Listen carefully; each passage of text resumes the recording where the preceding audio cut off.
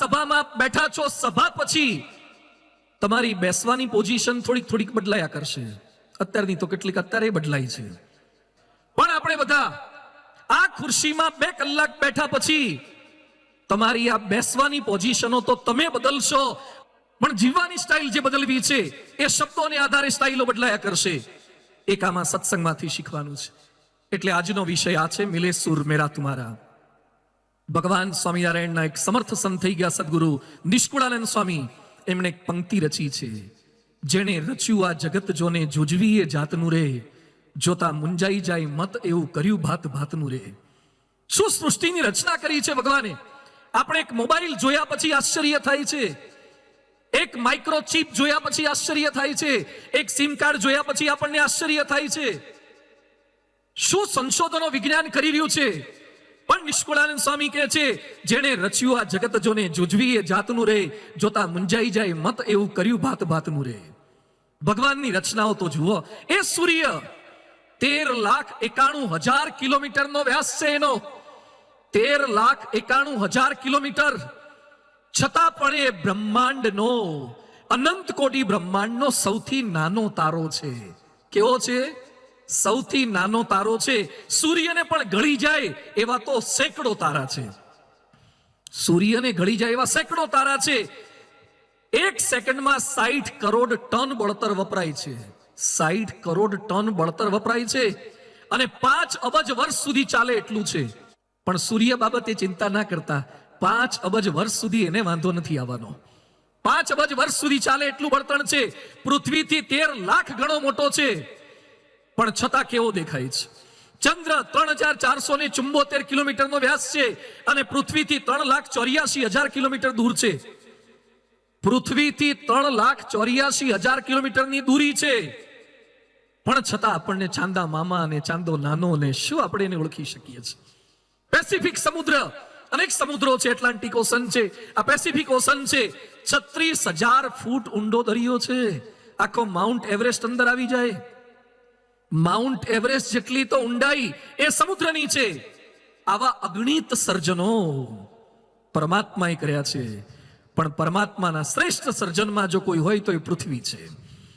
પૃથ્વી જેવી માનવ વસ્તી, પૃથ્વી જેવી જીવ સૃષ્ટિ, પૃથ્વી જેવી વનસ્પતિ સૃષ્ટિ એ અનંત કોટી બ્રહ્માંડના કોઈ ગ્રહની અંદર, કોઈ ઉપગ્રહની અંદર નથી. પણ આ તમામ સર્જનોમાં પૃથ્વી તો શ્રેષ્ઠ છે. પણ પૃથ્વીમાં જો કોઈ શ્રેષ્ઠ હોય તો man is a crown of the creation. માનવ શરીર એ ભગવાનનું શ્રેષ્ઠ સર્જન છે. આપણી બુદ્ધિ, આપણી શક્તિ, આપણી આવડત એ જોઈને ભલભલાને આશ્ચર્ય થાય. પશુ પક્ષી આ બધામાં સૌથી વધુ સુખી એ માનવ છે. અને ખરેખર અત્યારે જમાનો સુખી થવા જેવો છે, જીવવા જેવો છે. પહેલાના આપણા ઘર કેવા, અત્યારે ઘર કેવા, રસોડા કેવા. આમાંથી ચૂલામાં એકાદ વખત રાંધ્યું હોય હાથ ઊંચો કરો. ચૂલામાં, હા, લાકડાથી. આગળવાળા લગભગ હાથ ઊંચા ના કરે, કારણ કે એમણે રંધાવડાયું હોય. હા, મારે એવું પૂછવું જોઈએ કે ચૂલાનું ખાધું હોય હાથ ઊંચો કરો. ચલો, હા, જો કેવી બધી હાથ ઊંચા થઈ ગયા. ચૂલામાં રંધાવડાયું છે, એ ચૂલામાં ફૂંકો મારતા એમાં લીલા લાકડા આવી જાય અને આંખો ચોળવી પડે, અને ચીમનીઓમાંથી ચીમનીઓ હોય તો માંડ ધુમાડા જાય. આજે રસોડા કેવા થઈ ગયા! રાજકોટમાં હમણાં હું એક ફ્લેટમાં ગયો, આખું રસોડું, એક પણ વાસણ બહાર ના દેખાય. મને કે સ્વામી આ નવો કોન્સેપ્ટ છે, બહાર કશું જ વાસણ ન દેખાય છતાં એ રસોડું. પહેલા તો આપણે તો ડોલો ઊંધી પાડતા, અને ઘરમાં શોકેસ જ આના હતા. પેલી પરાતો ઊંધી પાડી હોય, વાડકા ઊંધા પાડ્યા હોય, લટકાવ્યા હોય, એના પર પાછા ગ્લાસ મૂકેલા હોય, તાંબા પિત્તળના બધા વર્ષે એકવાર ઉતારીને બગડ્યા હોય કે ના હોય તો એ ઘરી કાઢવાના. આપણી સ્ટાઇલ હતી, આપણા માટે શોકેસ આ હતું. અત્યારે આવા કિચન થઈ ગયા છે, માઇક્રોઓવન આવી ગયા, થોડીક વારમાં બધું રંધાઈ જાય. ખાવા પીવાની આઈટમો કેટલી થઈ ગઈ, કપડા કેવા થઈ ગયા, વોશિંગ મશીન આવી ગયા, કેટલી સવલતો છે. હવે નવું એક ફ્રીજ એવું ડિઝાઇન થઈ ગયું છે, ફ્રીજ ઓટો પાયલોટિંગ થી કામ કરે છે. ફ્રીજમાં શાકભાજી ખૂટે એટલે ફ્રીજ જાતે ફોન કરે કે હવે મારામાં રીંગણા ઓછા થયા છે, મારામાં ટામેટા ઓછા થયા છે. ફ્રીજ ફોન કરશે. આ ફ્રીજ આવ્યું છે. આ નવા સંશોધનો. હવે નેનો ટેકનોલોજીના કપડા એવા આવે છે કે કપડા ગમે તેટલા પહેરો તમારે બગડશે જ નહીં, ફાટે નહીં, ફાટશે જ નહીં, બગડશે જ નહીં, કલર જ નહીં જાય. Nano technology. ભારે ટેકનોલોજી છે. એવા ટી શર્ટ આવે કે તમારું ટેમ્પરેચર, તમારા પલ્સ રેટ એ બધું તમારા ફેમિલી ડોક્ટરને ખબર પડે. ડિજિટલ ક્લોક આમાંથી ઘણા પહેરતા થઈ ગયા છો ને કાંડા ઉપર. પહેલા છે ને કાંટાવાળી ઘડિયાળ પહેરતા હતા. હવે કાંટા કોઈને ફાવતા જ નથી, પગમાંય નહીં ને હાથમાંય નહીં. હવે કોઈને કાંટા નથી ફાવતા, પગમાંય નથી ફાવતા ને હાથમાંય નહીં. આ મોડર્ન ટાઈમ બતાવે, બાકી આખો દાડો જોવાની જરૂર નહીં. ડિજિટલ ક્લોક થઈ ગયા, મેસેજ આવે તો અહીંયા ખબર પડે છે. હાથમાં ઘડિયાળ, હાથમાં વિશ્વની ઘડિયાળો, હાથમાં મેસેજ, હાથમાં ટેમ્પરેચર, હાથમાં બ્લડ પ્રેશર. આ વેરિયેબલ ઇક્વિપમેન્ટ્સ એટલા બધા વધતા જાય છે. દેશ અને વિદેશની અંદર સંશોધનો નવા હમણાં એક ચશ્મા એ શોધાવાના છે. એનું એક સેમ્પલ આવ્યું છે. ચશ્માની અંદર ટીવી. આ ચશ્માના બે ગ્લાસ છે ને એમાં ટીવી. તમે સભામાં પહેરીને બેઠા હોય એટલે મને એમ લાગે કે તમે મારું પ્રવચન સાંભળો છો ને બેઠા બેઠા IPL જોતા હોય. બોલો આવા ચશ્મા પછી તો સ્કૂલોમાં તો છોકરાને ચશ્મા પહેરવા જ દેવામાં નહીં આવે. આ કોરોનામાં અરખા નહોતા ભણ્યા તો આવા ચશ્મા આવી જાય તો કરે શું? પણ અત્યારે જીવવા જેવો જમાનો છે, આનંદ કરવા જેવો જમાનો છે. કેવું સુખ, ખાવાનું સુખ, કપડાં પહેરવાનું સુખ, અને કેવા કેવા કપડાં બધા જાત જાતના પહેરે છે. હમણાં અમે એક ભાઈના ઘરે ગયા, એના છોકરા એટલા ફાટેલા કપડાં પહેર્યા હતા, એના પગમાંથી ઢીચણ, કપડામાંથી પેન્ટમાંથી ઢીચણ અડધા બહાર આવી ગયા હતા. એટલે પેલા ભાઈની બાજુમાં હું બેઠો, કીધું આટલી બધી મંદી છે, આટલા ફાટેલા લુગડા તમારા છોકરાને પહેરાવા પડે છે? મને કે સ્વામી મંદી નથી, આ તો મોંઘામાં મોંઘા લુગડા છે, ફાટેલા. બોલો પેલા જેની પાસે પૈસા નહોતા ને એ ફાટેલા પહેરતા હતા. આજે જેની પાસે પૈસા બહુ છે પણ આબરૂ નથી ને એ ફાટેલા પહેરે છે. કપડા પહેરો, જાત જાતના કપડા પહેરો, ટેટુ કરાવો. હા, જાત જાતના ટેટુ કરાવે, હેર સ્ટાઈલો એવી કરાવે. એક છોકરો હમણાં મંદિરે મળ્યો, હેર સ્ટાઈલ એવી હતી, સમજાયું જ નહીં બે ઘડી તો મને. તું હુઈ ગયો તો કે વાળંદ હુઈ ગયો તો? આ સ્ટાઇલનું નામ શું છે? કયા પ્રકારની સ્ટાઇલ આ તે કરેલી છે? પણ ફેશન છે, જીવવા જેવી જિંદગી થઈ ગઈ છે. હવે માનવજાત ખૂબ સુખી છે, છતાં માનવજાતના એટલા પ્રશ્નો છે. ક્યાંક પોપ્યુલેશન, ક્યાંક પોલ્યુશન, ક્યાંક જળ સમસ્યા, ક્યાંક પેટ્રોલ સમસ્યા, ક્યાંક ગ્લોબલ વોર્મિંગ, ક્યાંક અનએમ્પ્લોયમેન્ટ છે. નાની મોટી અનેક સમસ્યાઓ છે. અને સૌથી મોટી સમસ્યામાંથી આપણે બહાર આવ્યા હોય તો એ કઈ છે? એક સાથે બોલો, કોરોના. કઈ છે? કોરોના. આજ સુધી આપણે કલ્પના નહોતી કરી કોરોના હારો આવો ખતરનાક હશે. પેલા કેટલાક શું કહેતા હતા કે જોજો હવે, કારણ કે શિયાળામાં આવ્યો ને, આપણે ડિસેમ્બરમાં શરૂ થયું, પછી કે ગરમી પડશે ને પછી કોરોના જતો રહેશે. એને એમ કે કપડા હુકાઈ જાય ને એમ કોરોના હુકાઈ જશે. હારો ઉનાળામાં નાખ્યો, ચોમાસામાં ભીનો ના થયો, શિયાળામાં પાછો આવ્યો. પહેલો વેવ ગયો, બીજો વેવ ગયો, ખતરનાક વાતાવરણ કરી નાખ્યું કોરોનાએ. દેખાય નહીં છતાં હેરાન બધાને કરે. પણ આપણને એવું કીધું કે કોરોના છે મંચુરિયન જેવો છે. પેલું ખાવાનું મંચુરિયન આવે છે અને ધતુરાના પેલા ડીડવા આવે છે, ધતુરાના કાંટા કાંટા વાળા. કોરોના આવો છે એવું આપણને કીધું, તો એ માની લીધું. કોકનામાં કોરોના આવી ગયો એટલે એનાથી દૂર રહેવા લાગ્યા. આ કોરોનાના કેવા અફતરશોક લાગ્યા છે. એક ભાઈ મંદિરે મને મળવા આવ્યા, મારી સાથે વાત કરતા કરતા હાથ આમ કરે, થોડી થોડી વાર થાય નાક ઉપર હાથ આમ લઈ જાય. એટલે બધું આમ કેમ કરો છો? મને કે ચેક કરું છું, ઓક્સિજન બનતો નથી થઈ ગયો. હારા કેવા ગભરાઈ ગયા, સાયકિક પેશન્ટ થઈ ગયા, બલબલા ગભરાઈ ગયા. અને કોરોનામાં ઓક્સિજનના અભાવે જેટલા મર્યા છે ને એના કરતા વધારે તો હિંમતના અભાવે મર્યા છે. હિંમતના અભાવે. જેની પાસે પોઝિટિવિટી હતી, હિંમત હતી, બળ હતી કે ભગવાન મારી સાથે છે, એ ટકી ગયા છે. ક્યાંક ભગવાનનો સંકલ્પ હતો, કેટલાક ગયા પણ છે, પણ અંદર પોઝિટિવિટી. એમ ફરતી પાછા આપણે ભેગા થઈ ગયા એક આપત્તિને વિદાય આપીને.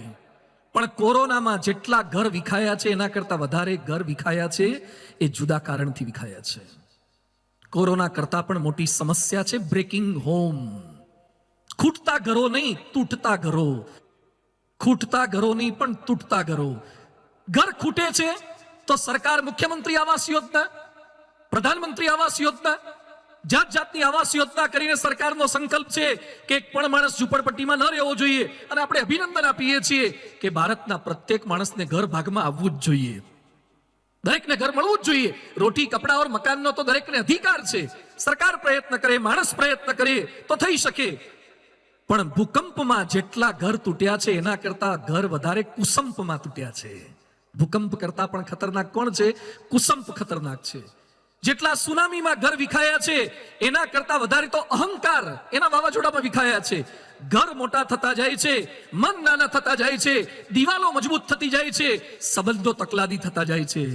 ઘરમાં રૂમે રૂમે નેટ હોય છે, પણ રૂમે રૂમે અપસેટ હોય છે. ઘણા ઘરમાં નેટ, આખા ઘરમાં નેટ. એક ભાઈના ઘરે ગયા અમે, મને કે સ્વામી બાથરૂમમાં વાઈફાઈ છે. ત્યાં બેઠા બેઠા શું કરવાનું? ત્યાં વાઈફાઈ ની શું જરૂર છે? ઓટો મોડમાં બધું લાવી દીધું છે. હમણાં એક છોકરો ગાડીનું પૂજન કરવા લઈ આવ્યો, અમે બેઠા, પછી એ છોકરો બોલવા માંડ્યો, મને કે ગ્લાસ ઓપન, તારો ગાડીએ ગ્લાસ ઓપન કરી દીધો. ગ્લાસ ક્લોઝ, તો ગાડીએ ગ્લાસ ક્લોઝ કર્યો. પછી રૂફ, સનરૂફ ઉપર આપ્યું હોય ને, સનરૂફ, કે સનરૂફ ઓપન, તો સનરૂફ ઉપરનું ખુલી ગયું. પછી બધું એડજસ્ટમેન્ટ, લાઈટ ચાલુ થાય, લાઈટ બંધ થાય, ડેકી ખુલી જાય. મને કે સ્વામી આ ગાડી એવી બનાવી છે ને, તમે બોલો એમ બધું કયું કરે. ગાડી કયું બધું કરે છે. તું લગ્ન થયા તારા? મન કે ના. તું ગાડી કયું કરે એવી મળશે, પણ બોલો હવે તમે બોલો, હું નહીં બોલું. ગાડીમાં એમ કોઈક બારણું બંધ કરો તો ગાડી બંધ કરે, પણ ઘેર જઈને કોઈક બારણું બંધ કરે. થાવ ઉભા તમે. દર વખતે બધું કયું ના થાય. કયું કરે એવી ગાડીઓ વિજ્ઞાન આપી શકશે, પણ કયું કરે એવા પરિવારના સભ્યો સત્સંગ આપી શકશે. તમારા શબ્દનું પાલન કરી શકે, વિજ્ઞાન આપી શકે, પણ જ્ઞાન જોઈશે. આજે ફાઇન પ્લેસ નહીં પણ ફાયર પ્લેસ જેવા ઘર થઈ ગયા છે. મકાનનું નામ સત્કાર હોય પણ અંદર દુત્કાર હોય. એકવાર એક ભાઈ પોલીસ સ્ટેશને ગયા. પોલીસને કે સાહેબ હું બહુ દુખી છું. શું છે? એ કે ઘરવાળા બોલે છે. હા કે બોલે? એ કે બોલે નહીં, મારે છે, બહુ હેરાન કરે છે. એ કે આખી પૃથ્વી પર સૌથી વધારે દુખી હું છું. પોલીસ કે આવું સ્ટેટમેન્ટ નહીં આપો, સૌથી વધારે દુખી તો અમે છીએ. એ કે સાહેબ તમે કેમ? એ કે દોસ્ત તું ક્યાંક ફરિયાદ કરવા જઈ શકે છે ને, અમારે આ તકલીફ છે પણ ફરિયાદ કરવા જવું ક્યાં? બહારથી ખબર પડતી નથી, અંદર તંત્ર થોડુંક જુદું હોય છે. પણ એ પ્રશ્નોની વચ્ચે કેમ રહી શકાય? આજે મારે ખાલી પ્રોબ્લેમ બતાવવા નથી, દરેક પ્રોબ્લેમના સોલ્યુશન લઈને અમે આવ્યા છીએ. દુનિયામાં તાળું બને ને એની સાથે જ ચાવી બનતી હોય છે, ચાવી મહિના પછી ના બને. દરેક તાળાની ચાવી હોય છે, દરેક સમસ્યાના સમાધાન હોય છે, દરેક પ્રશ્નના જવાબ હોય છે. શોધતા આવડવા જોઈએ તમને. જો પ્રેમાળ સંબંધો તમારા હશે, રિલેશન્સ તમારા વધારે સારા હશે, તો પ્રશ્નો આવશે, સમસ્યા આવશે, વિઘ્નો આવશે, સંકટો આવશે, આપત્તિ આવશે, પણ તમે શાંતિથી રહી શકશો. રામ, સીતા અને લક્ષ્મણ 14 વર્ષ જંગલમાં ગયા છે. સીતાજીએ 14 વર્ષ જંગલમાં જવાનું હતું. રામ સીતાને કહે છે કે સીતા, જંગલના કષ્ટ પડશે, માતા પિતાને મળવા નહીં મળે, ઘર સારું નહીં હોય, ફર્નિચર નહીં હોય, બધે ચાલતા જવાનું છે, રસોઈ જાતે કરવાની છે, પાણી જાતે ભરવાનું છે, કપડા જાતે ધોવાના છે, અનેક કષ્ટો છે. So please stay here. અયોધ્યામાં રોકાઈ જાઓ, જંગલમાં આવવાની જરૂરિયાત નથી, આટલા કષ્ટો તમે સહન નહીં કરી શકો. અને એ સમયે સીતા શું બોલ્યા છે? તવ સ્નેહ પુરસ્કૃતા, તમે જેટલા દુઃખ બતાયા છે ને એના કરતા વધારે દુઃખ હશે ને તો પણ હું સહન કરીશ, કારણ કે તમે મારી ભેગા છો ને, તમારો પ્રેમ છે. જેની સાથે પ્રેમ હશે ને તમને તકલીફ નહીં પડે. એક સોફામાં તમે 2 જણા બેઠા હશો અને 2 સીટર જ સોફો હોય, એમાં કોઈક ત્રીજો તમારો ગમતો આવે ને, જો સમજો ફરતી હો, તમારો ગમતો ને ઓળખીતો આવે ને તો હાંકડા થઈને પણ આવી જાય યાર, એને બેહાડી દે. અને ખબર પડે કે આ ભાઈ આવે છે ને બેહાડવા જેવા નથી તો પોળા બેહે ના, કે આવે છે હમણાં આવે છે, કોઈ ન આવવાનું હોય. તમારા ગમતા માણસોનો ભાર તમને લાગશે જ નહીં લાગે, ભાર નહીં લાગે. તમારા ગમતા માણસો તમને તકલીફ કરશે જ નહીં. પ્રેમાળ સંબંધો રાખજો તો કષ્ટ નહીં આપે. પાંડવોને કેવા પ્રશ્ન આવ્યા છે? બાળપણથી અન્યાય, લાક્ષાગૃહમાં બાળી નાખવાના પ્રયત્ન થયા, જુગારમાં કપટ થયું, વનમાં મોકલ્યા, અજ્ઞાતવાસ થયું, વસ્ત્રાહરણ કરવામાં આવ્યું દ્રૌપદીનું. આટલા બધા કષ્ટો, તકલીફો પાંડવોને પડી છે, પણ છતાં પાંડવો એક થઈને રહેતા હતા. તો ગુણાતીતાનંદ સ્વામી લખ્યું છે કે સમુદ્ર જેટલું દુઃખ પણ ગાયના પગલાની જેમ ઓળંગી ગયા. સંપ હતો ને ભગવાન સાથે હતા, એટલે શક્ય બને છે. પ્રશ્નો પાંડવને પણ આવ્યા છે. આધુનિક વાત પણ મારે કરવી છે. પ્રદેશનો એક માણસ થઈ ગયો, નથેલિયન હોર્થોન. એકવાર એના ઘરે ગયો અને મોઢા પર એકદમ ઉદાસીનતા, ડિપ્રેશનમાં. એના પત્ની કે શું થયું? એ કે ઓફિસમાંથી આજે મને ફાયર કરી દીધો, નોકરીમાંથી કાઢી મૂક્યો. તો રડવા જેવો થઈ ગયો. એના પત્ની કે ગભરાવો છો શું કરવા? એ કે નોકરી છૂટી ગઈ, હવે તો ગભરાવું જ પડે ને, કરશું શું, ઘર કેમ ચલાવશું? એના પત્ની કે 5 મિનિટ ઉભા રહો. ઘરમાં ગઈ, કબાટમાંથી નોટની થપ્પી કાઢીને લઈ આવી અને પછી કહે છે કે આ મારી બચત મેં રાખી મૂકેલી હતી, આ બચત છે. અને દરેક ઘરમાં એકાદી આવી બેંક તો હોય જ. નોટબંધીમાં ઘણાને ખબર પડી હશે, દેના બેંક ને પેલી એ બધી બેંકો જ છે. પણ દરેક સ્ત્રી છે ને, સમજુ સ્ત્રી, સહનશીલ સ્ત્રી, સમર્પિત સ્ત્રી એ પુરુષની મોટામાં મોટી બેંક છે. સ્ત્રી એ બેંક છે અને ગમે તેવા સંજોગોમાં મદદ કરી શકે એવી બેંક છે. એ સ્ત્રીએ પૈસા લાવી અને પોતાના પતિને આપ્યા. એનો પતિ કે આ પૈસાનું શું કરવાનું? એ કે 1 વર્ષની ચિંતા ના કરતા, તમે સારું લખી શકો એવા છો, લેખક છો, તમે લખો. એ કે પણ વર્ષ સુધી ઘરમાં ખાઈશું પીશું શું? એ કે પૈસા મેં બચાયા છે ને, વર્ષ સુધી હું ઘર ચલાવીશ. પણ તું લેખક છે, લખ, સારું લખ. આજ આપણી બગડી છે પણ કાલ આપણી ખરાબ નથી ને, લખ. એના પતિને એના પત્નીએ 1 વર્ષ લખવા માટે સમય આપ્યો, ઘર એણે ચલાવ્યું. એના પત્નીના વિશ્વાસ ભર્યા શબ્દોથી અમેરિકન સાહિત્યની મોટામાં મોટી નવલકથા ધ સ્કારલેટ લેટરનો જન્મ થયો, જે સ્ક્રીન પર તમે આ ચોપડી જોઈ શકો છો. અમેરિકન સાહિત્યની મોટામાં મોટી નોવેલ આ છે. નોકરી છૂટ્યા પછી પણ 1 રૂપિયાની પણ આવક ન હોય અને એ સમયે પત્નીના હિંમતવાળા શબ્દો એ પતિને મોટા લેખકનો દરજ્જો અપાઈ શકે છે. પ્રેમાળ સંબંધો, જો પ્રેમાળ સંબંધ હોય તો શારીરિક દુઃખ નહીં લાગે, આર્થિક નહીં લાગે, સામાજિક નહીં લાગે, માનસિક નહીં લાગે. એક છોકરાને આઈઆઈટીમાં બિટ્સ પિલાનીમાં ભણતો હતો અને 10માંથી 9.8 આયા. 10 આઉટ ઓફ 10 નહીં પણ 9.8, એ પણ સારા જ કહેવાય, 98% કહેવાય. 98% આવ્યા છતાં એ છોકરાએ આત્મહત્યા કરી અને એક ચિઠ્ઠી લખીને ગયો, I am committing suicide because my father will give me long lecture. મારા પપ્પા 2 પોઈન્ટ ઓછા આવ્યા છે એટલે મને લાંબુ લેક્ચર આપશે ને એ મારાથી સહન નહીં થાય. જો પરિવારમાં પ્રેમાળ સંબંધો હોત તો 1-2% ઓછા આવ્યા હોત તો દીકરો કે દીકરી આત્મહત્યા કરવાનો સંકલ્પ ન કરત. પ્રેમાળ સંબંધો દીકરા દીકરીને ટકાવી રાખશે. અરે કોઈકની આર્થિક ભૂલ પણ થાય, શૈક્ષણિક ભૂલ પણ થાય, ચારિત્રની ભૂલ પણ થાય, સામાજિક ભૂલ પણ થાય, ધાર્મિક ભૂલ પણ થાય, પણ જો તમારા સંબંધો સારા હશે તો તમે કોઈ પણ વ્યક્તિને નભાવી શકશો. એક વાક્ય યાદ રાખજો, ન ભાવતાને નભાવતા આવડે ને એનું નામ જ પરિવાર. ન ભાવતાને પણ નભાવતા આવડે ને, ન ભાવતા નભાવો. ન ભાવતા શાક હોય તો વાંધો નથી, ન ભાવતું વાતાવરણ હોય તો વાંધો નથી, ન ભાવતી વ્યક્તિઓને પણ ભાવતી કરવાની છે. એ વાત આપણે સમજવાની છે. આ બધું જ હોય, પદ, પૈસો, પ્રતિષ્ઠા, પણ જો આ સમજણ નહીં હોય તો પ્રશ્નો થયા છે.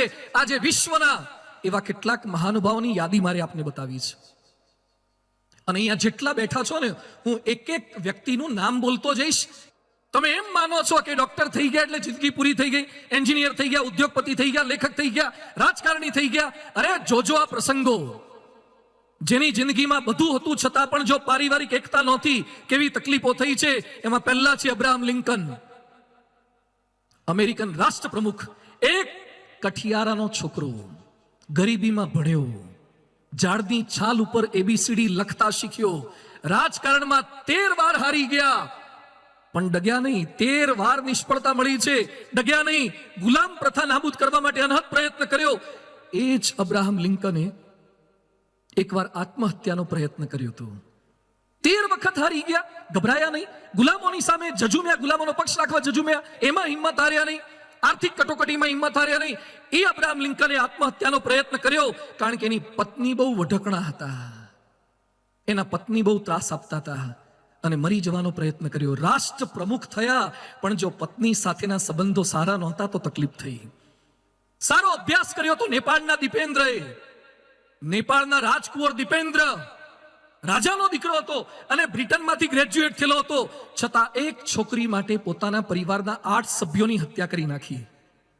અને બિહારના કલેક્ટર મુકેશ કુમાર પાંડે કલેક્ટર હતા, IAS ઓફિસર હતા, UPSC ક્લિયર કરેલા હતા. આમાંથી કેટલાકને સંકલ્પ હોય છે દીકરાને GPSC કરાવી છે, UPSC કરાવી છે. આ UPSC પાસ આઉટ કલેક્ટર હતો, છતાં કલેક્ટરે આત્મહત્યા કરી. કેમ? પત્ની અને સાસુઓના ઝઘડા વચ્ચે બેલેન્સ ન કરી શક્યા એટલે આત્મહત્યા કરી લીધી. સારી નામના પ્રાપ્ત કરી હોય સ્ટીવ જોબ્સ, એપલ. આજે એપલ સાંભળીએ અને સ્ટીવ જોબ્સ યાદ આવે, સ્ટીવનું નામ જોઈએ અને એપલ યાદ આવે. હવે જેટલા ધંધા કરો છો ને ધ્યાનથી સાંભળજો, ધંધો કેમ કરાય. ઘણા 5-7 વર્ષે એમના એમ હોય છે. 1976 પ્રારંભ કર્યો $1,000 મૂડી સાથે. 23મા વર્ષે $10 લાખ કમાતા થયા અને 24મા વર્ષે $1 અબજ કમાતા થયા. 24 વર્ષે તો $1 અબજ કમાયા છે. પણ એના પાર્ટનર વોઝનિયાક સાથે ન બન્યું. રોનાલ્ડ રેગન પાસે પ્રાઇઝ લેવા માટે ગયા હતા તો એ પોતાના પાર્ટનર સાથે સ્ટેજ પર ન ગયા અને એપલ કંપની છોડવી પડી. જો તમારા મિલે સુર મેરા તુમારા નહીં હોય, હ્યુમન રિલેશન સારા નહીં હોય, તો લોકોની વચ્ચે તમે મિક્સઅપ નહીં થઈ શકો. અનેક શોધ સંશોધન કર્યા. સ્ટીફન હોકિંગ સંપૂર્ણ ડિસેબલ. પૃથ્વી પર આપણામાં ખોળખા પણ નાની મોટી હોય ને, આ વૈજ્ઞાનિકને મગજ સિવાય લગભગ કશું હલતું નહોતું. એક આંગળી સહેજ હલતી હતી. આવી પરિસ્થિતિમાં ઓક્સફર્ડમાં, કેમ્બ્રિજમાં, હાર્વર્ડમાં લેક્ચર આપતો હતો વૈજ્ઞાનિક. પીએચડી થયેલો. 2014માં એના પર ફિલ્મ બની છે, થિયરી ઓફ એવરીથિંગ. છતાં એના 2 લગ્ન નિષ્ફળ ગયા. 2 લગ્ન નિષ્ફળ ગયા અને એ મર્યા ને એ પહેલાનું એક સ્ટેટમેન્ટ આવ્યું. હું ધ્યાનથી બોલું છું, બધા ધ્યાનથી સાંભળજો. બ્રહ્માંડના રહસ્ય સમજવાને સમજાવવા સરળ છે, પણ ઘરમાં રહેલી પત્નીને સમજવી અતિ અઘરી છે. આ તો હું તો સ્ટીફન હોકિંગનું એક વાક્ય બોલ્યો છું. આ સ્ટીફનની એકલાની નહીં, ગામ આખાની અનુભૂતિ છે. સમજવા અતિશય અઘરા છે. અનેક શોધ સંશોધન થાય છતાં પણ અઘરું આ છે. વિપુલ સમૃદ્ધિ જીને રીને હાટ પાઈ હતી એને તકલીફ. વિન્સેન્ટ વાન ગોગ ચિત્રકાર, સનફ્લાવરનું એક ચિત્ર દોર્યું હતું એણે, 45 કરોડમાં વેચાયું. એક ચિત્ર 45 કરોડનું. સનફ્લાવર, ખાલી સૂર્યમુખીનું ફૂલ દોર્યું, 45 કરોડમાં ગયું. તમે સૂર્યમુખીનું ફૂલ દોરો કેટલામાં જાય? નીચે લખવું પડે આ સૂરજમુખીનું ફૂલ છે, કારણ ધતુરા જેવું લાગતું હોય. સૂરજમુખી દોર્યા પછી 45 કરોડમાં જાય. એ એમ કે છે કે ચિત્રકાર થવા કરતા એક સારો પતિ થયો હોત તો વધારે આનંદ આવત. અને આખી દુનિયામાં જે અત્યારે મોટું નામ છે બિઝનેસમેનનું, છોકરાઓ નામ યાદ છે? Elon Musk, SpaceX. એટલો પૈસાદાર માણસ છે, એટલો સાહસિક માણસ છે. જાત જાતનું સ્પેસએક્સ, ઇલેક્ટ્રિક ગાડીઓ, ઉડતી ગાડીઓ, આટલો પૈસાદાર માણસ છે. પણ છતાં એલન મસ્કની સંપત્તિ કેટલી છે? $269 અબજ. કેટલી? $269 અબજ. આટલો પૈસો છે, પણ છતાં એલન મસ્કને 3 વાર છૂટાછેડા થયા છે. એના કરતા તમે હારા નહીં? બોલો, તમે સફળ કહેવાય કે સફળ કહેવાય? તમે સફળ છો. જેફ બેઝોસ, $170 અબજ સંપત્તિ છે, એમેઝોનનો માલિક છે, એને એકવાર છૂટાછેડા થયા છે. Napoleon, I have the any comfort of this world, but I have not seen 6 happy days in my life. 6 સુખના દિવસો જોયા નથી, કારણ કે પત્ની બહુ શંકાશીલ હતી. એલ્ટન જ્હોન, બ્રિટનનો પોપ સિંગર છે. આ એક રાતના 8 કરોડ રૂપિયા ફી લે છે. હિથ્રો એરપોર્ટ પાસે બંગલો છે. 20 મહિનામાં, 1.5 વર્ષમાં 280 કરોડનું શોપિંગ કર્યું. 280 કરોડ 1.5 વર્ષમાં શોપિંગમાં ખર્ચ્યા. 56 જાતની કાર છે એના ઘરમાં. પોર્શે કાર છે, જેગુઆર છે, લેક્સસ છે, આવી બધી મોઘી મોઘી કાર છે. 5 ગ્રેમી એવોર્ડ મળ્યા છે. 35 જાતના કૂતરા રાખ્યા છે. 35 જાતના કૂતરા.